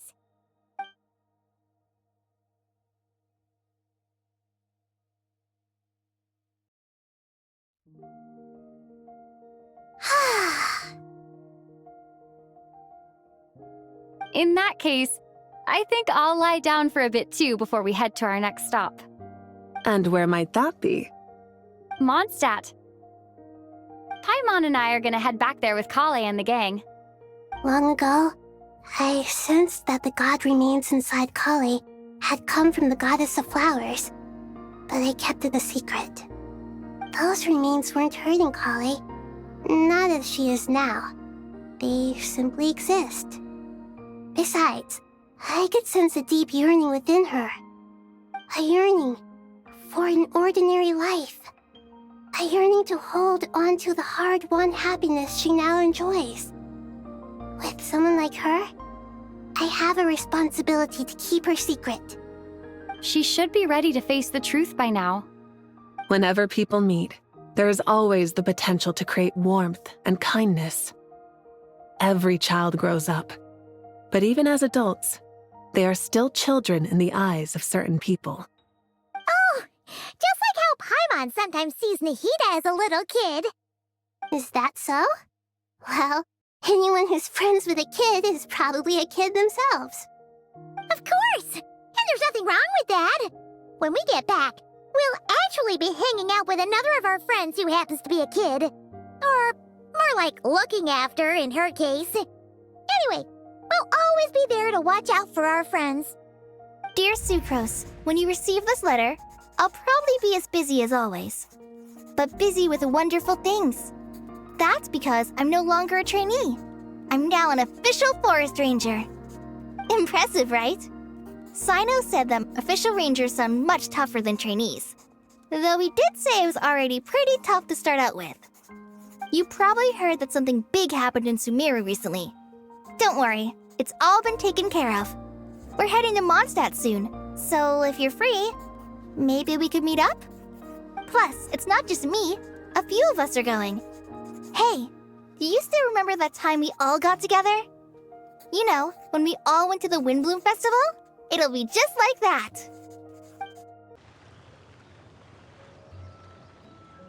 Dainari, is that... Don't you say it! Is that the great Vayu-Vyastra? Behold, the great Vayu-Vyastra, General Mahamatra. How times have changed. I wasn't expecting you to beat me to the punchline. You've changed. You've really upped the aggression in your battle against Sino's jokes. Kale, how did you know what I was going to say? For the love of... Hey! Traveler! Paimon! You're right on time! I hope we haven't kept you waiting. Kalei! Sucrose! It's been so long! How have you been? I've been well. Everything's going great. What about you? Are you still busy? Not at the moment. Oh, right! That juicer you gave us works amazing! Farzan loves it! Seriously? That's wonderful! I don't suppose you drew up a detailed test report. Oh, what fruits did you use? How's the texture of the final product? Sucrose, you might want to try asking your questions one at a time. Albedo! Paimon didn't see you there! It's been a while since all of us were together like this. How about we follow the same plan as last time? Good idea, my friend. You never disappoint. So, what are your identities this time? Don't remind him. First things first. Allow me to introduce our very own official Forest Ranger Kale. The rest of us are simply her humble travel companions. This sounds like one of those mushy stories that gets people hooked on some corny, heartwarming premise. Oh, is our story not heartwarming? If I recall correctly, there was even a scene like this in King of Invocations. Besides being heartwarming, our story's also about tough, impressive-sounding job titles. At least that's what I think.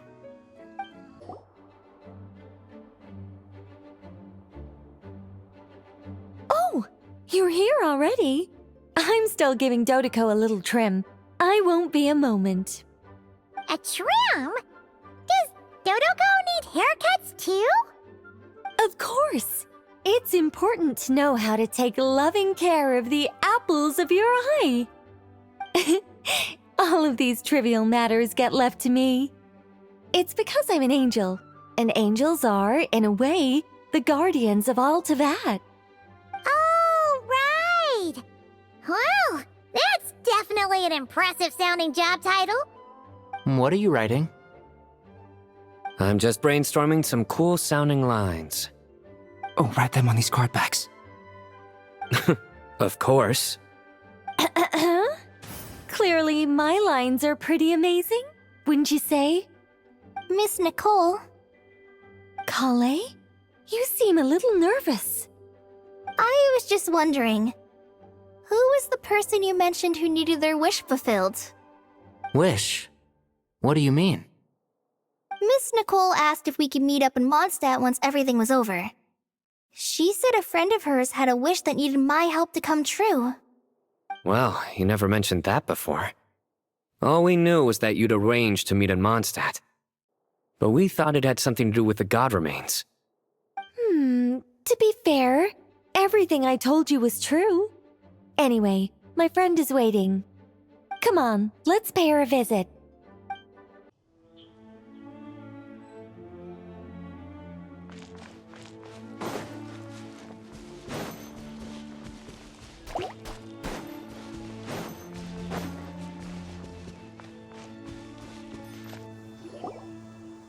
Huh? You're... Surprised? I bet you weren't expecting to meet a woman like me beneath this beautiful tree in a faraway land. An oasis will spring from the place where a djinn resides. That saying falls somewhat flat here in Mondstadt, given that everywhere is already so lush and green. Lilupar, what are you doing here? I made friends with Miss Nicole. I asked her to bring me here and then invite Kale to come. The prologue to this story is that I have a wish. It has stirred within my heart for centuries, millennia even. Originally, it was merely Al-Ahmar's lie, but now it has become reality. Could this be... related to the goddess of flowers? My dear young lady, my mistress left her final trace in this world upon you. I can't tell you how glad I am to see you here. And now I have seen you, and peered into your heart. You have experienced hardships and suffered setbacks. The torment an ordinary person might expect to face has befallen you threefold. This is the source of your resilience. But, beneath all this, I've witnessed the seeds of desire. You yearn to return to the simple life you once knew, do you not? I do. I want to throw away everything that isn't mine. But how do you decide what is yours? The scars that others carve into your flesh?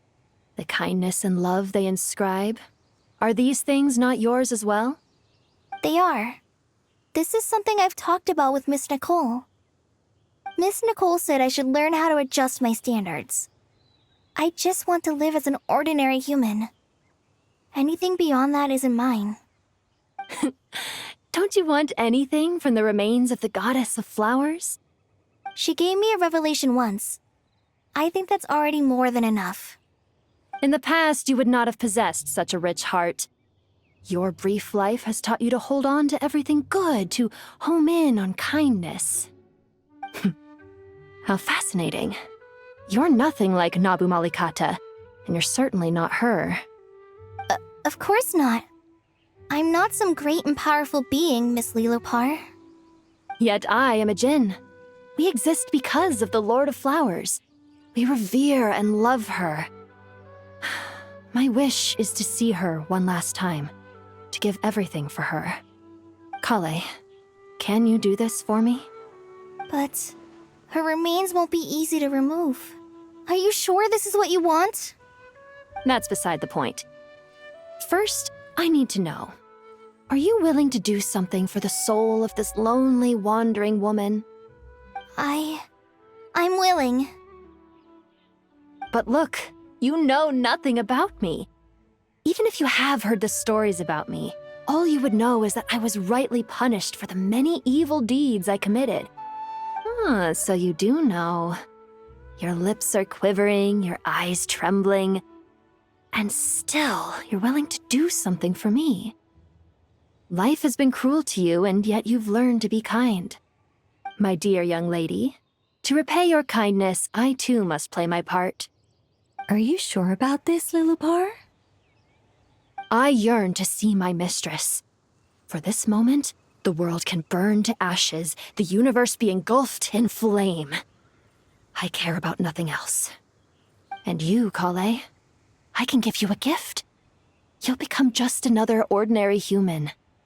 But Miss Lilopar, what will happen to you?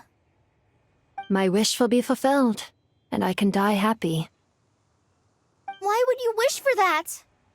A long, unending life might seem desirable for one who has never possessed it, yet it brings torment to one who has. My remains are scattered across the yellow sands, but my soul can find no peace. Since you've promised to grant my wish, give me that release. Allow the dying to die, and let the dead rest in peace. You have my thanks. Kale, there's no pressure on you. What she said, it's all true. A wish is a genuine desire, after all. It's as if you want to use the last of your life to give me a better future. Nothing so selfless. We'll be using our futures to fulfill each other's wishes. This is a noble act, a beautiful and secret transaction between two women. I understand. Miss Lilupar, I'm ready. Close your eyes, Kale. Then open your soul.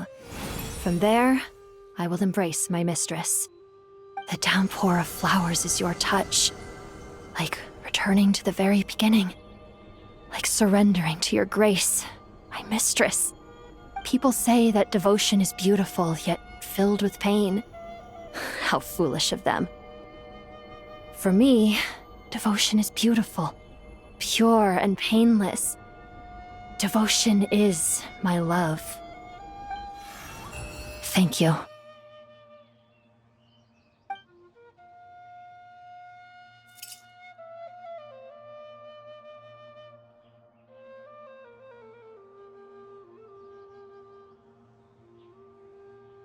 Lilupar!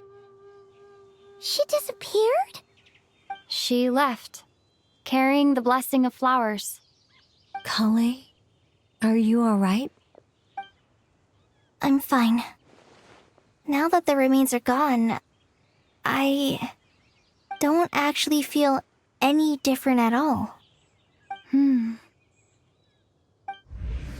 Those remains weren't hurting Kale.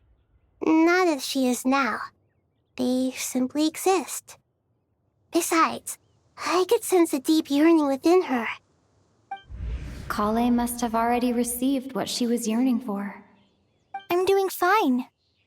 I feel relaxed. There's really no need to worry. Then my wish has come true, too. To become ordinary? That's just one of my wishes. Actually, I have a few more. For instance, I want to protect the people I meet and help them find happiness. That sort of thing. So between Miss Lilopar and me, you fulfilled 2 wishes already, and protected 2 people. Wonderful, isn't it?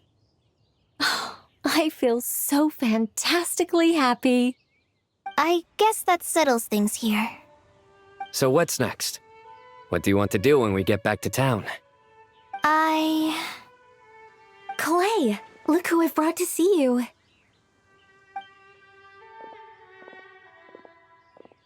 Hey, Kale! I heard you guys were holding some kind of secret event. How come you started without me? Huh? Oh no, it's nothing like that. We were just saying goodbye to an old friend. Really? Who? Me. The old me. So that's what this is all about. Did you come all the way to Mondstadt for that? Because we knew the old you so we could witness the change? Exactly. The old me is gone. I puffed her into the air, and she became a fluffy pink cloud, floating into the sky, before disappearing forever. Do you think, maybe up in the sky, she has friends waiting for her with test tubes, flasks, and bows? Oh, when you put it like that, it doesn't sound so bad after all. What do you think, Miss Nicole? I think maybe that's right. At least, if it were up to me, I'd consider that a happy ending. Dear Sucrose, even though my childhood ended long ago, these past few days have really felt like growing up again. I've become stronger, and I feel like I can finally accomplish things by myself. Surely someone as mysterious as you will find a friend like this fascinating? Always growing, always thriving like a plant. I came to say goodbye to my old self. I know that after this, she'll be gone.